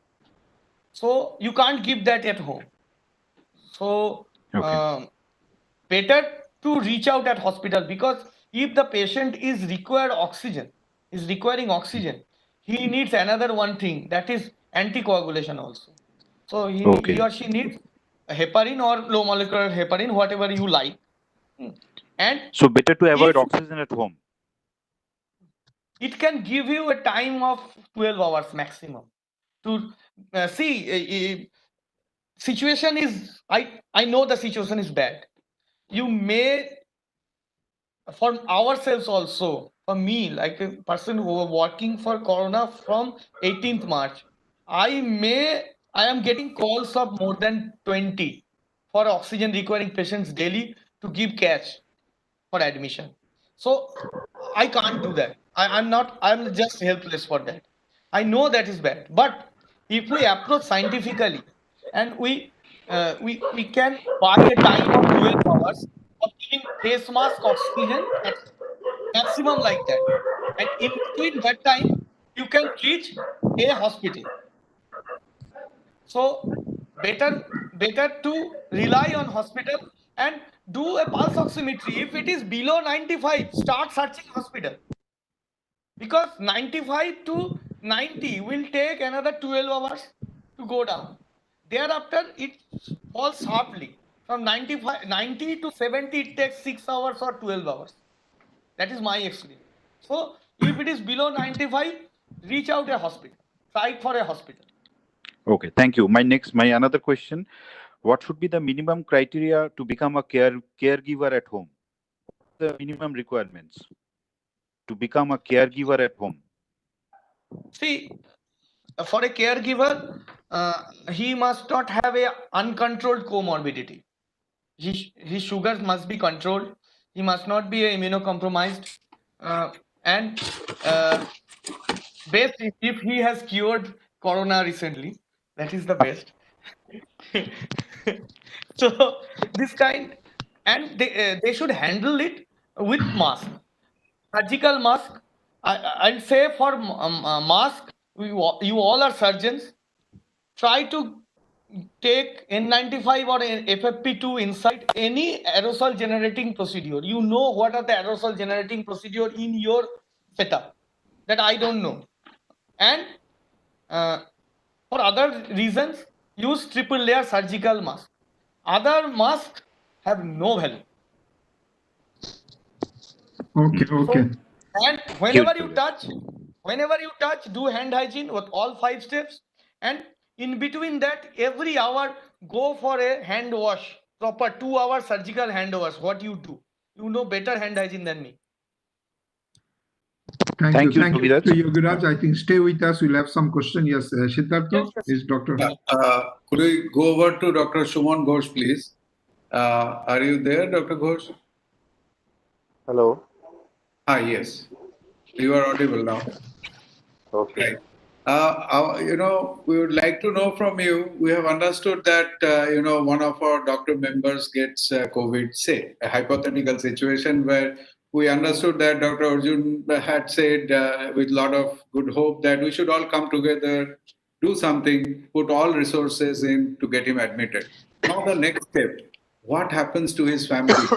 And how do you plan his finances? We understand it's very expensive. The treatment is really very expensive.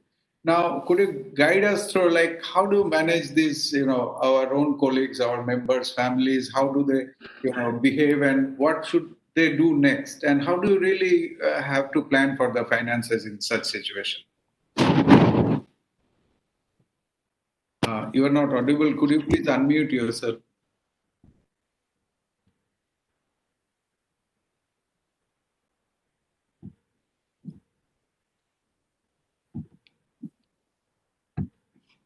Hear me?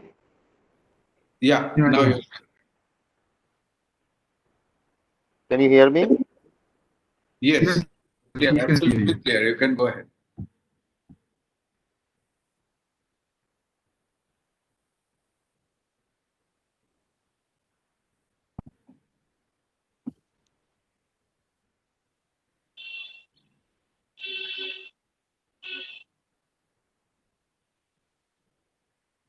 We can't hear you. Dr.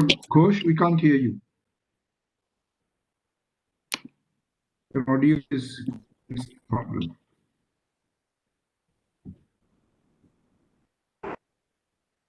What I can do, I can play his answer through the mobile.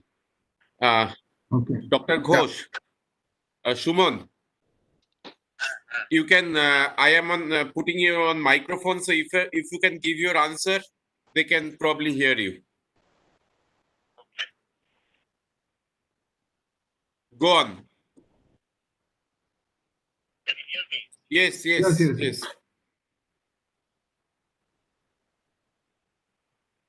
We can hear you. You can go on, Shuman.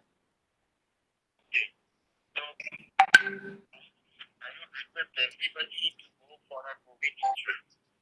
I have myself done it. It's a 5 lakh insurance depending on your age. It is not applicable around 65 years. And I have myself done it for me and my family. I don't have medical insurance. But it will not cover all the expenses for COVID. So, this new insurance that has come out, they cover everything that is needed for COVID.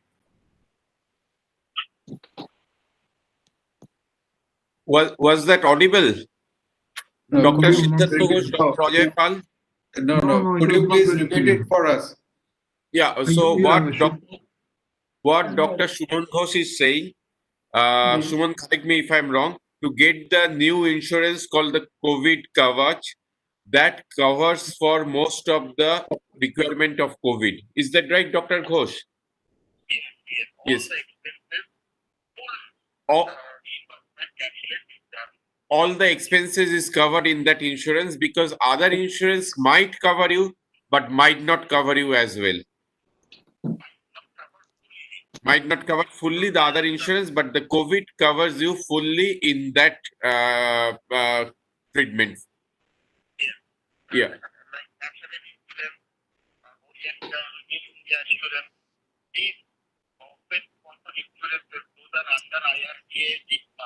These insurances are giving new insurance, which I think all doctors should take. Okay. Thank you so much. So that's the gist of what he was saying. And Dr. Shuman Ghosh, if you want, you can type in your answer as well in the chat box. That will be very helpful as well. So, and we'll try to get back to you again if your connectivity improves. Please Yeah. stay on with us. Yeah, thank you so much for that answer. Yeah, start and with I think discussion. still on the line if you want to ask anything else at the moment, or Yeah, I think we'll let put him us on go the on, panel and if discussion. his connection improves, we can again get. Yeah. Can I invite Dr. Kajol Ghosh? I think he had a question right in the beginning. Dr. Kajol Ghosh, are you here? Dr. KP Ghosh, sir? Yes, I'm here. Yes, you had a question, please. Yeah. I mean, how long the prophylactic treatment to be continued?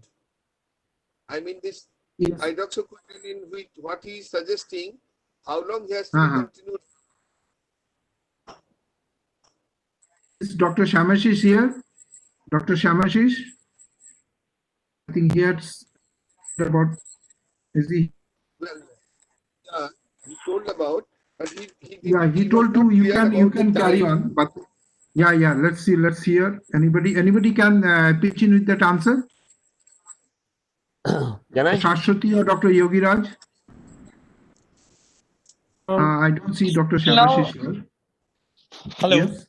Yeah. Till now, there is no recommendation of stopping the prophylaxis. We should continue weekly till we get a evidence. Till the pandemic stops. Is it something like that? The HCQ We can have a prophylaxis. discussion after 6 months on that. Okay. HCQ prophylaxis takes about 5 weeks to work, but there is no moment to stop it. If you taking it weekly, it's a very low dose anyway. So the common wisdom and everybody is asking you to continue it till we can. The evidences are very low, both for and against, saying that I am taking it for the last 12 weeks or more. So after the 5-7 weeks, recommendation, it's effective. is It is it effective. It is effective. Yeah. They say it is effective after 5 weeks. Yeah. So after that, can we continue as 200 milligrams? No. I think it's a 400 milligram weekly, and it has got a good. And you, even if you miss the dose, you really, I think that's Jogiraj, Dr. Jogiraj. I can see him. So he's the. Okay, go ahead. I was holding the fort for you. So to be frank with you,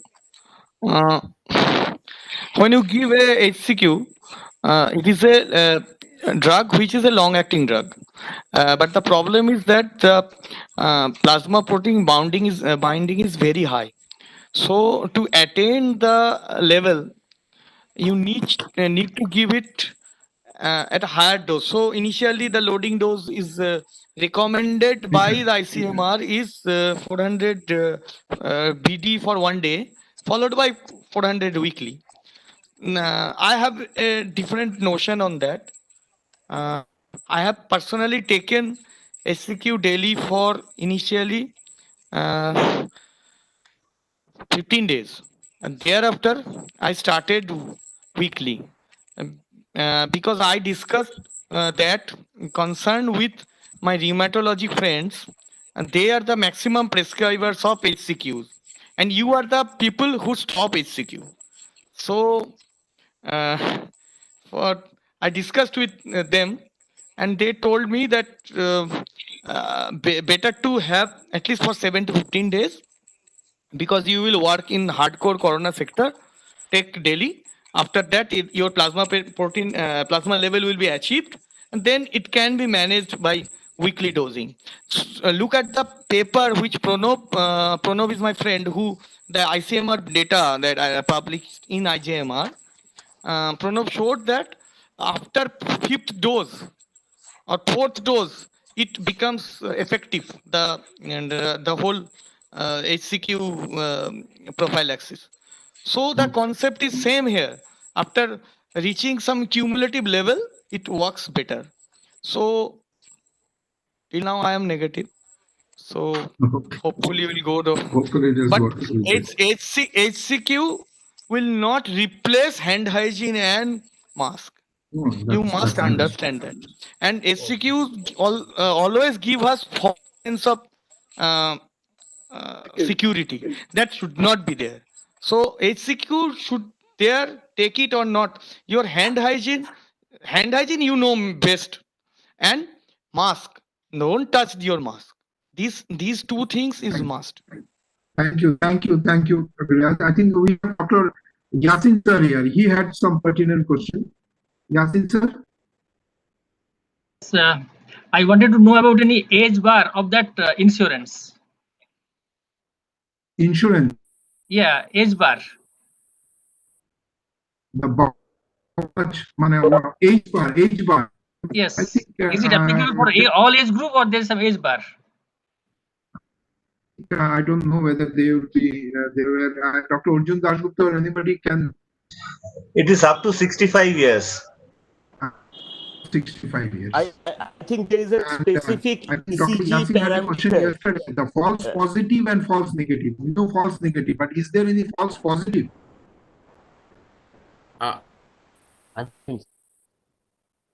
Sorry, can I participate? What is the question? Yes. Thank you, Shamashizda, for joining back. Thank you very much. Is there any concept of false positive? Because there have been a lot of false positive RT-PCR. False positive RT-PCR. Yes. Yeah, exactly. RT-PCR. Okay. There could be inconclusive RT-PCR because, as Dr. Roy was telling in the first occasion, that we see at least 3 genes because the kits nowadays are multi-channel. So you normally see 3 genes: E gene, S gene. They are the most common ones. The 2 genes are most commonly seen, E and S. So you may have got a pre-existing coronavirus and you may have got a E gene positivity, then you become indeterminate.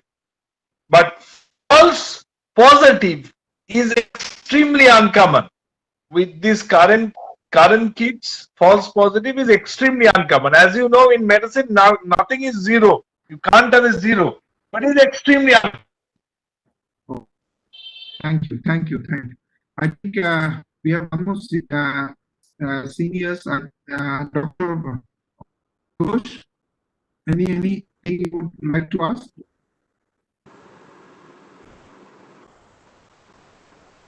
Dr. Abhijit Ghosh. You have to unmute. Can you hear me? Yes. I have something for Shamashi. Yes, Dada. Thank you, because you have forced me retirement from today.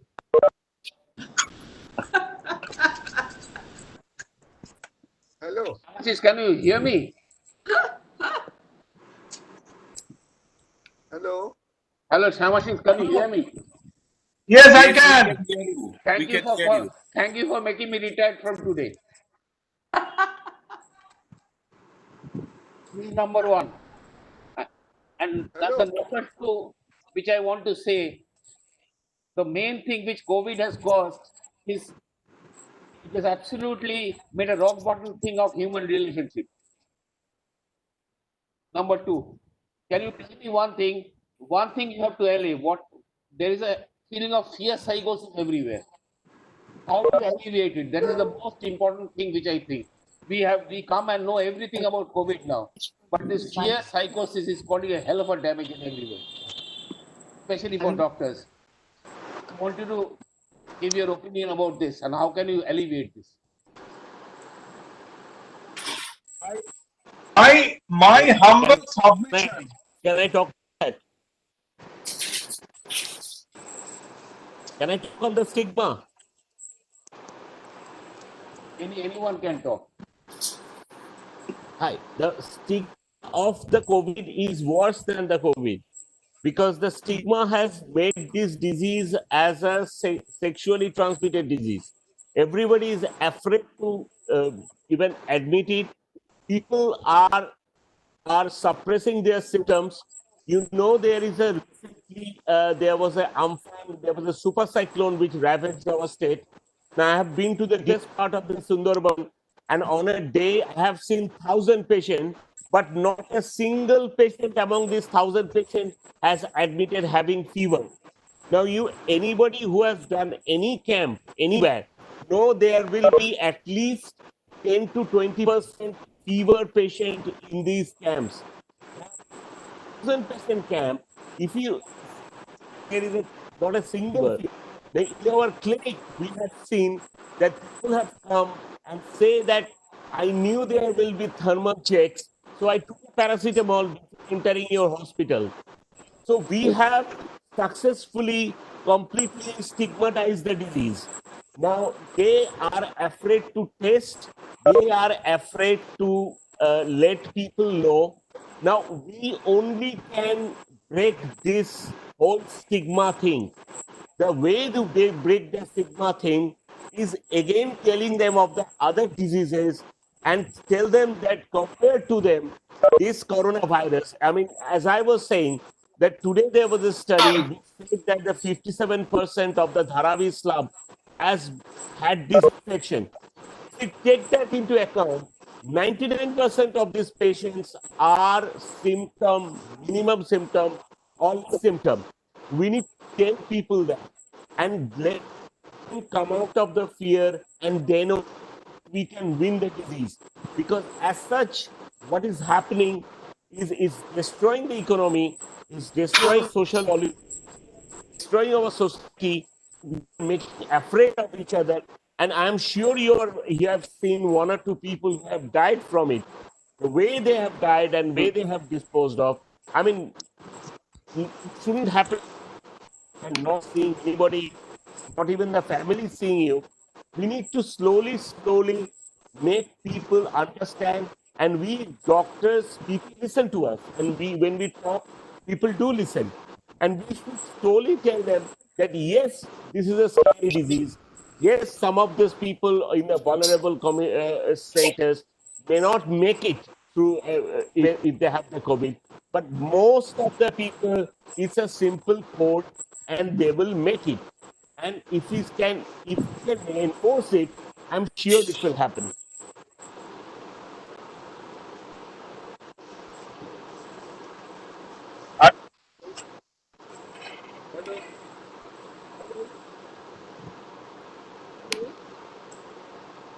Yeah. Okay, that was excellent. Thank you. Thank you so much for the insight. Hello, Sitato. Yes. Point, please. Hello, Sitato. Can you hear me? Yes, please go ahead. Hello, Sitato. Sir, please go ahead with your question. Yeah, well, I started with 40 days of hydroxychloroquine and I completed it in 5 days. Sorry, sir, we couldn't get you. There's some audio issue.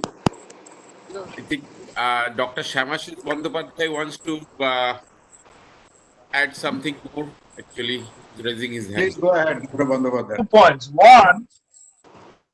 One point is that the fear, there are 2 types of fear. One for the doctors, that if I get infection, all doctors are convinced that they will have sorry symptom. They will need remdesivir, they will need tocilizumab, they will need ECMO, everything.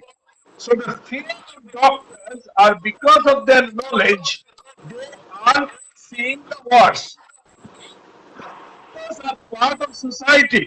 So even doctors, 70% average, 65 to 70% of people will be asymptomatic or very mild symptomatic. So regardless of the fact whether you are a doctor or a common man, it doesn't matter. The other point is that because corona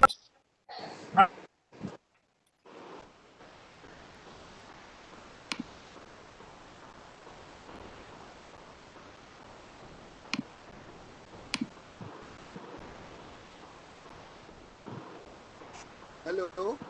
the 2 points I wanted to say. Now, Shamasis, you are talking to a place where the many people are over 60. Please tell them again what we should do. I think you should take all patients as a potential aspect. Tell me what to should lie in. Should we work or not work? You should wear N95, use mask and a face shield or a visor. That should be enough. You just said we should not work after 60. I said if you got comorbidity and age over 60, you should be cautious. Everyone has got comorbidity over here. Then one should be cautious. So why are you there for? Babalanda, it is an individual choice. Okay, thank you. Great. I think Devashish has a question he wants to ask. Could we invite Dr. Devashish Bhattacharya to please go ahead with this question? Yes, my point is we are kind of spiking off in the next month or the coming months, and given the hospital bed situation and the infrastructures we have, and taking into consideration that we are doctors and we have doctor friends, can little things be done? This is mainly towards Dr. Shashwati. We understand that the cytokine storm just suddenly comes, and so also we enjoy a period of happy hypoxia. They are in home isolation and on standard treatment. Is it right to use said about those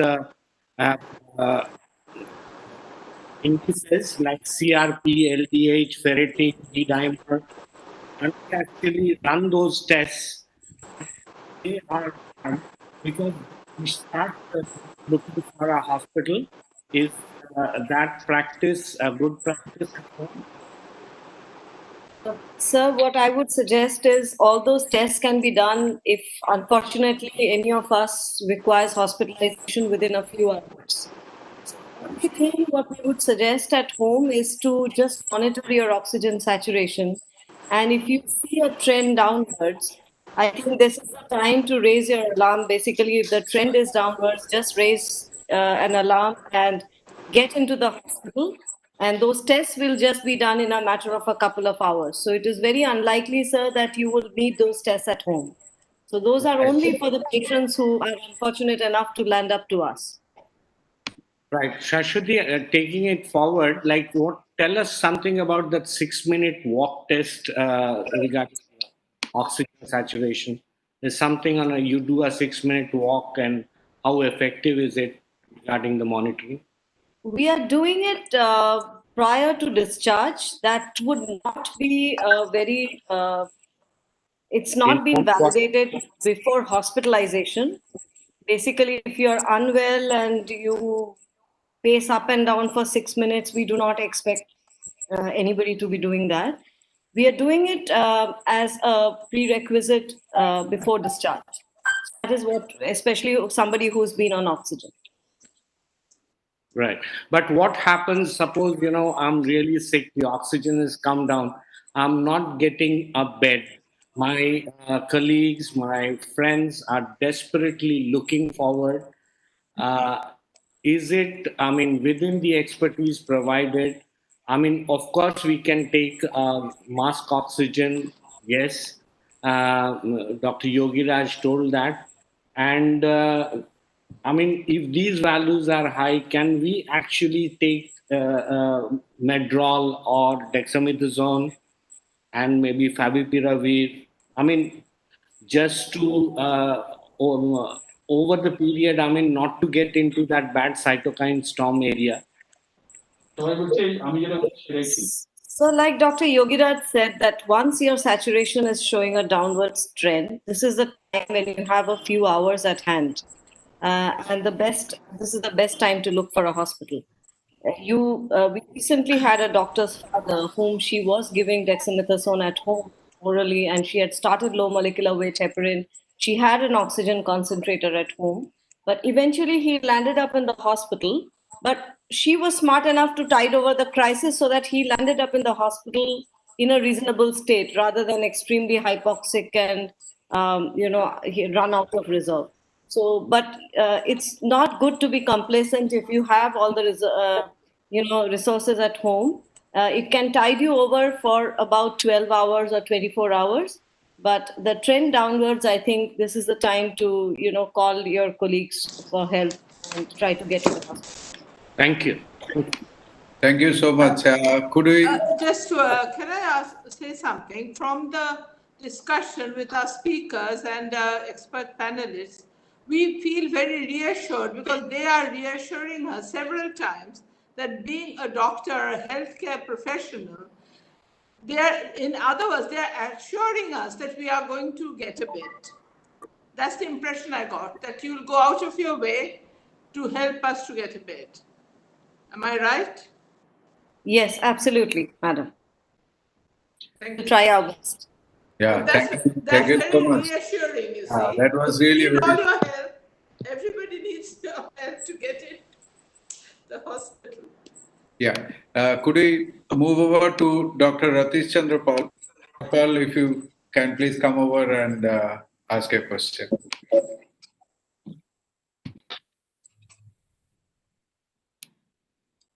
I don't have any specific question, but it was really a nice meeting. I think it's a collaborative effort. Hopefully, we'll tide it over.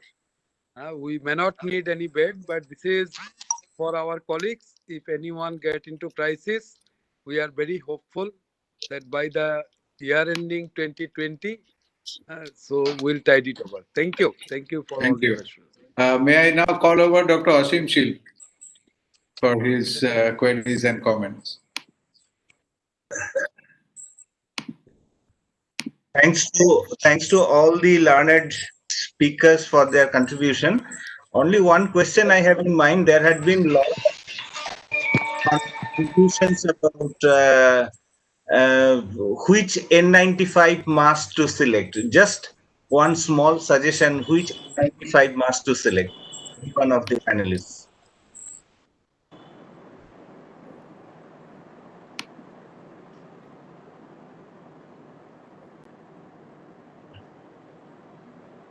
Dr. Yogiraj Rai, I think if he is there. Any NIOSI certified or ISI certified. Okay. That's great. Thank you. Can we move over to Dr. Shamal Pandey, sir, if you have any queries or comments to make? Yeah, I have a question to Mr. Jogiraj. As he is fighting with the COVID patients, but we ophthalmologists are not treating actually the COVID patients. So should we go for the HCQS weekly, or as he is mentioning daily for the 15 days? That if he will clear it, I'll be happy. What I have told, it's not recommended by anyone. It's my own, and I cannot say there is no such data also. So it's just my own. Because I have to start working inside the ward. I have just been called by Shastra Bhavan. Just one day back, I found that I have to see these patients, and I understand. At that time I understood that I have to see COVID for 1.5 years or more. That my destiny is going to be there. That I knew. So at that time, I started in that regime. It's not for you. You are not going to see daily COVID patients. So you take a weekly regime and with a loading dose of 2 first day. That will be fine. Thank you. Thank you. Could we move over to Dr. Dipankar Roy for his questions and comments, please? Yeah, I have got a question for Dr. Pranav or Dr. Jogiraj. Suppose elderly ophthalmologist staying alone, he is asymptomatic or mildly symptomatic, and no proper caregiver at home. Then he should be shifted to a safe home. Now, what is the procedure of going to a safe home? Right, Can I go there directly? Sir, so the process we follow at our safe home is we prefer the patient to undergo an evaluation with our consultants because, as I said, we don't want a patient who is tending to turn sick to be at the safe home. We like to have all our precautions in place. So the way we do it is we have a screening either via teleconsultation or at our ER, after which we shift them to the safe home directly. So I completely agree that if it's a elderly patient with no caregiver available 24/7, it is appropriate for them to be at a safe home.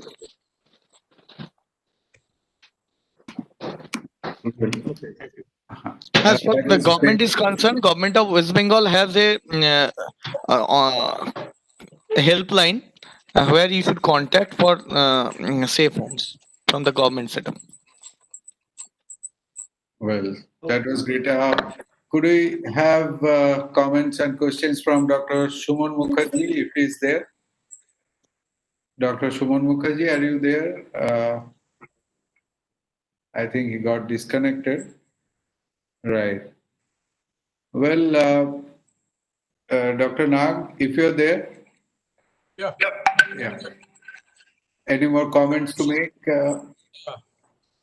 About safe homes, Dr. Yogiraj and Dr. Pranav, that you mentioned, do the patients need to be positive?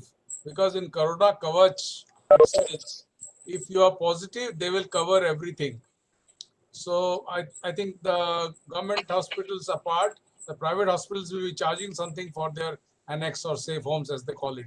So how do you really go for it? Should we have a test with it, or you are admitted without testing? Definitely, we make sure that all the people who enter our safe home, our medical annex, are tested and have to be COVID positive because we do not want to mix the two cohorts together. So we ensure that everyone is tested prior to admission into our satellite health center or safe home. That's great. So Right. mix. Yeah. I think Dr. Shuman Ghosh has a question to the panel. He asked that what are the chances of reinfection? Any one of our panelists may please answer.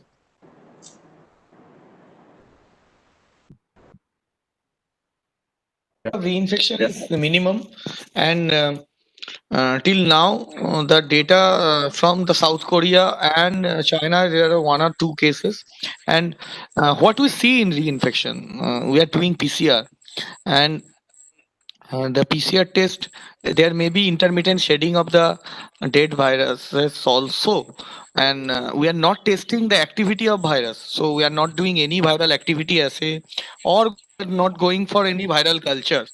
We are doing PCR and corroborating that with the symptom, and it may be confusing, and till we get a huge data on repeat infection, please don't discuss these things. This hampers whole epidemic. Okay. Right.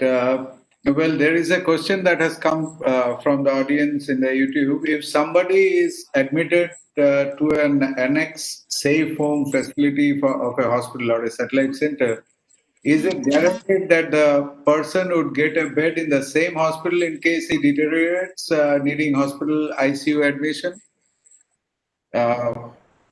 Dr. Pranav? Yes, sir. So I understand the whole the concern with that. So I had mentioned previously also we would do our very best to make sure that they would be housed at least in our ER temporarily till we manage to get a bed. Uh, like all of you would understand that the bed status is not in any of our hands. But for sure, if they are admitted at our facility, they are our responsibility, and we will do our very best.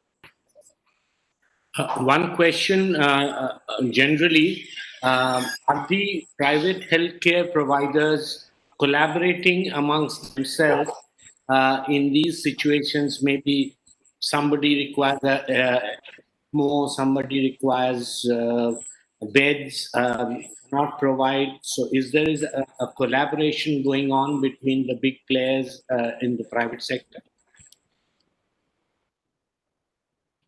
Sir, from my brief knowledge, I know for a fact that Medica is working with other hospitals in terms of ECMO, helping put patients on ECMO, maintaining them on ECMO, and things like that, as well as between hospitals if there's a requirement for escalation of level of care and things like that. There is movement of patients if that is required. Right. Thanks. My question to Dr. Yogi Raj, we are in a pandemic. Is there any government statistics? We are getting a lot of statistics, and I definitely understand with this lockdown and everything, probably the I mean, our health, other healthcare thing has also gone down. So, what is the mortality situation? If we consider the April, May, June, July statistics of mortality in 2019 versus the statistics in the corporation area of Calcutta, has it increased because of COVID or is it the same? Do we have anything, any stats around that?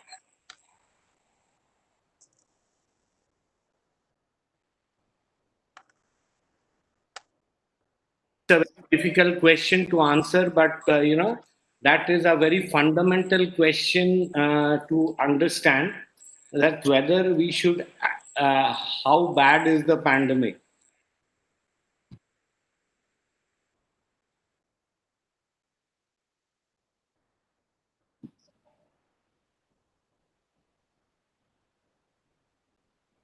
I think there's a public health question, Siddhartha. Yeah, that's true. I think Dr. Yogiraj got disconnected for some reason. Can anybody else take it up, Siddhartha? I don't know. I mean, it just vaguely occurred to me that, we're discussing case fatality ratios, how many positives, this, that, but the eventual figure is one thing. In a corporation or a busy city like Calcutta, you can't hide deaths, and neither people can go away without death certificates or, the corporation death certificates or whatever. You need proper papers. So, I mean, there should be some stats around that. I mean, Can I answer that? Yeah, please. Okay. First thing is we have seen a brief lull in June. In July, from the 25th of July till today, is the 4 days. Our recovery rate, the patient discharge rate is for a 1 day was better than the admitted cases. So these are all good signs. If you talk about RO, the RT, then already the Mumbai and the Delhi, the worst affected areas, are below 1. The West Bengal is 1.1 and India is 1.2. So we are getting there. Number 3 is we, the South Asian countries, mirror each other. So the Pakistan, Bangladesh, and India, we were going up in the same time.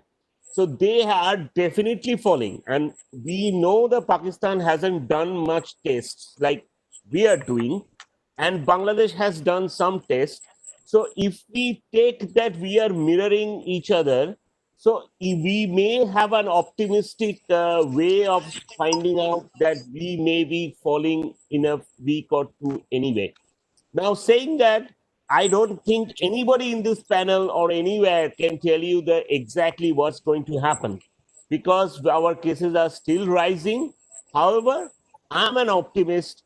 I think the South Asian panel, as they are falling, we should mirror them at some point. So within 1 or 2 weeks, our recovery rates are rising.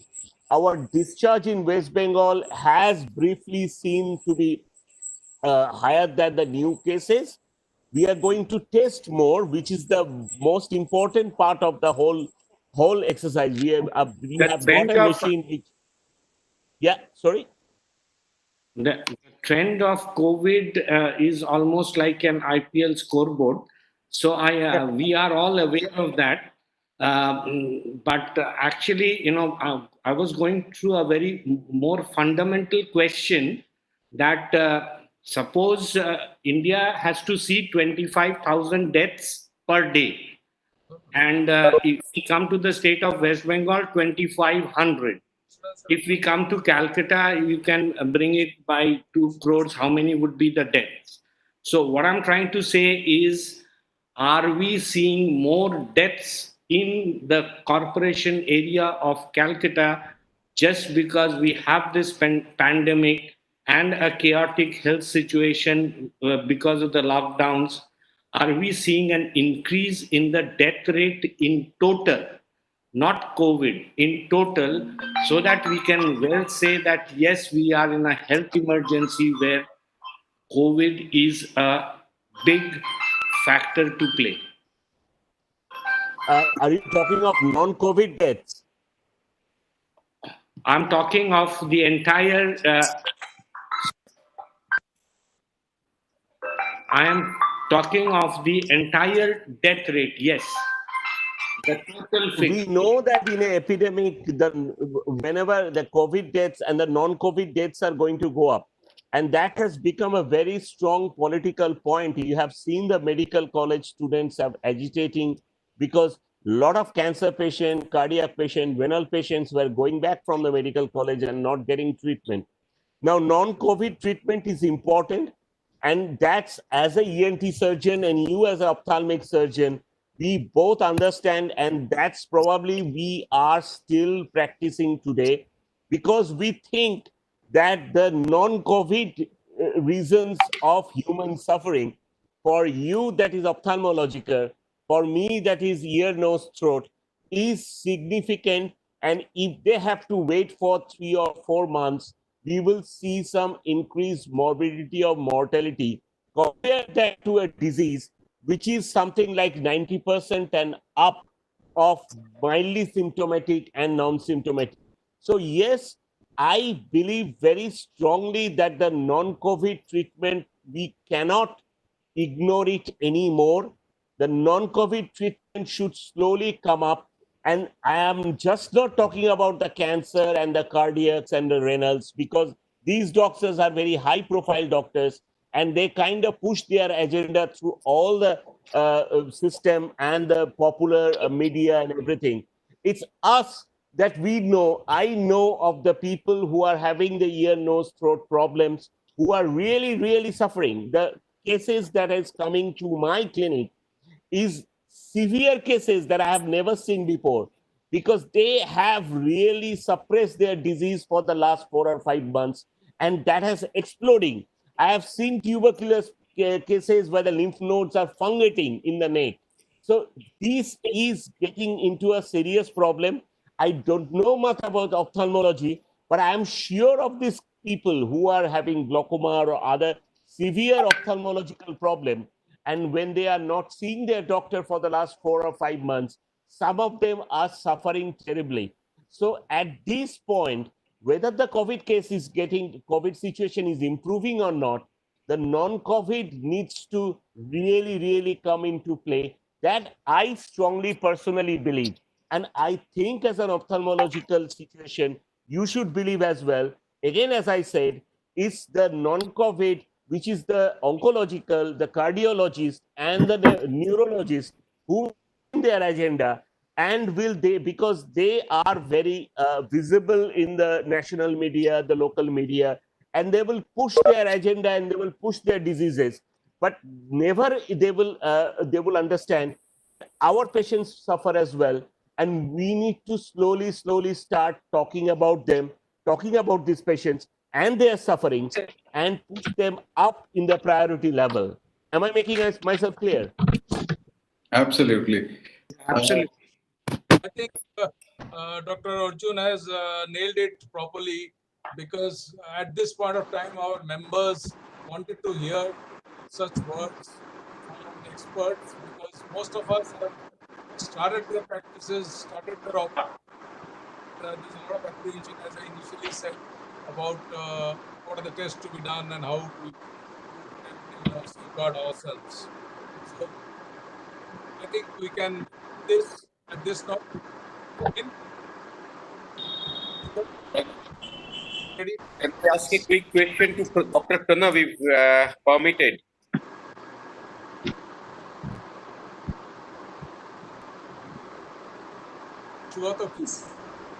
Is the last question?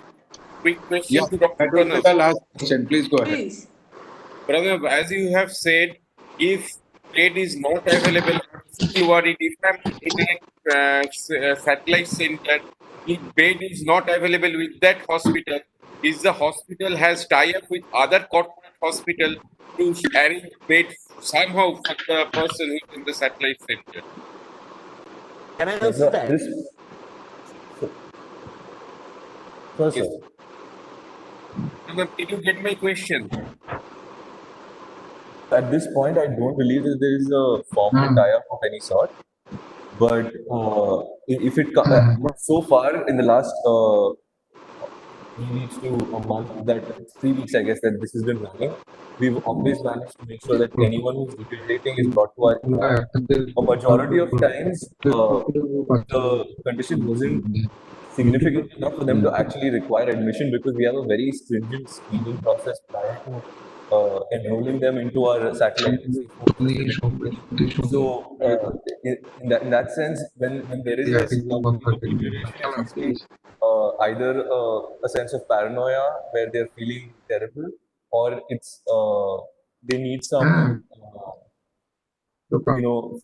fluids because they're dehydrated or some kind of reassurance. But a lot of the times they're just brought to our ER, assessed, kept overnight if required, and then sent back to the safe home. But if a bed has been required in the past, we've always managed to provide one. Sugotada. Yeah, Sugota Pal. Dr. Pal. Yes, Hello. I'm here. Arjun, please go ahead. Yeah. Okay. In the private setup, there is no such network exists. But I can assure you that the corporate hospital take doctors very seriously.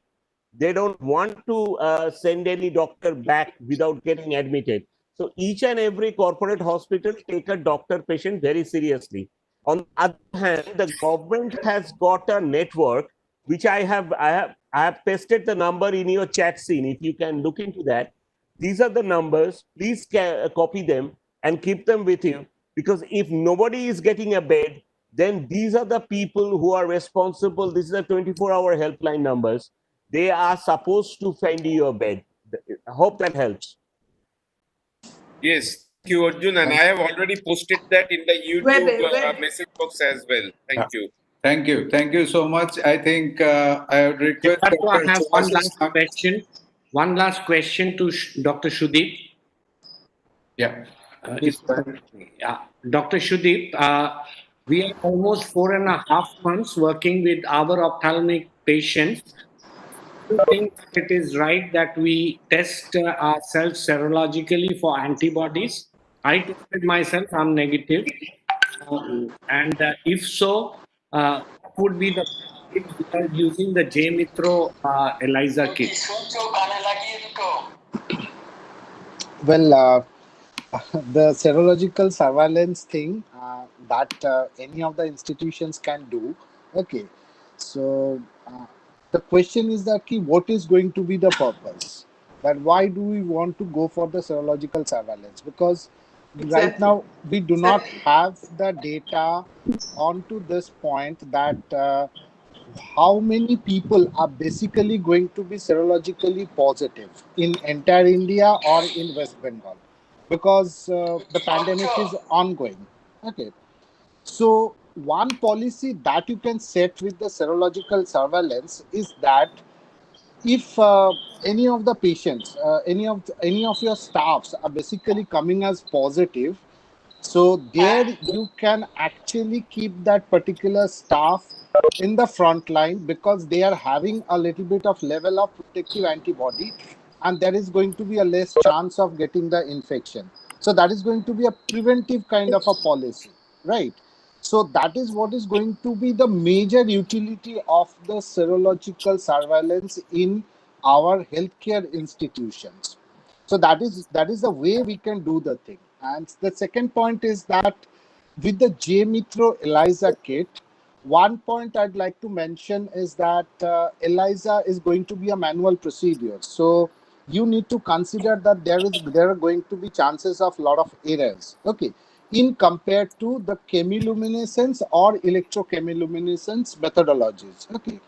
So there may be a chance that you can get something false positive as well as false negative also. Okay. So that thing you need to have a consideration at this point of time. So you would recommend the rapid tests or the app checks and the rapid tests? See, the rapid antibody testing, these are the things usually do have a very good, very high specificity, but the sensitivity is going to be quite low in comparison to ELISA, in comparison to chemiluminescence or electrochemiluminescence. My preference is going to be with the chemiluminescence or the electrochemiluminescence methodology, because I'd like to have as many as positive should come. Okay. So because what happens with the immunochromatography, because it goes into a simple paper. Okay. So there are a lot of interferences with other antibodies also. So it can become a false negative. And obviously it is a subjective thing to interpret. Suppose a very faint line has come. So how are you going to interpret the thing? It is positive or negative. Okay. So I think it will be better that if you are serious about the serosurveillance of the thing, so better to go for a chemiluminescence or electrochemiluminescence methodology. Thank you. Thank you. I I think we should call it a day, actually. Yeah. May I invite Dr. Subhashish Nag to please come over and give the vote of thanks. Thank you, Siddhartha. On behalf of Ophthalmological Society of West Bengal, I really thank each one of our esteemed guest speakers who spoke on this hot topic tonight. I have to mention Dr. Shudip Roy, set the ball rolling with giving us a very detailed analysis of the RT-PCR initially and all the other tests. Then it was Dr. Pranav Balakrishnan who gave us the clear-cut picture of how the private hospitals, particularly his hospital, is looking after the patients who did not get hospitalized initially, that is in this annex or the safe homes. And then it was up to Dr. Shastri Sinha who raised the bar pretty much, and she gave us a view for the ICU, how they work in the ICU in these hospitals. And then it was left to Dr. Shyamashis Bandyopadhyay, who cleared the cobwebs, who nailed the myths around COVID-19. And we are grateful to Dr. Yogi Raj Roy, who, with his vast experience of fighting from day one, to give his expert opinions on all these subjects. And Dr. Suman Ghosh reassured us with all this financial coverage that we can get if one needs it. But it was Dr. Arjun Dasgupta's reassuring words that each of the hospitals, each of us, each of them will leave no stone unturned if any one of us at any point of time requires any help from any of them. So thank you for those words. And with these words, I also want to thank the panelists, the host panelists from our side, and of course, the admin, the coordinators, and finally the attendees who are with us till now. It is quite late, it is after 10, so I will not take any more time. We hope to meet again, surely, in even if not in webinar, in a better way, in person, maybe sometimes after the pandemic is over. Thank you so much. Thank you. Thank you. Thank you, everybody. Thank you. Thank you. Good night. Thank you. Good night.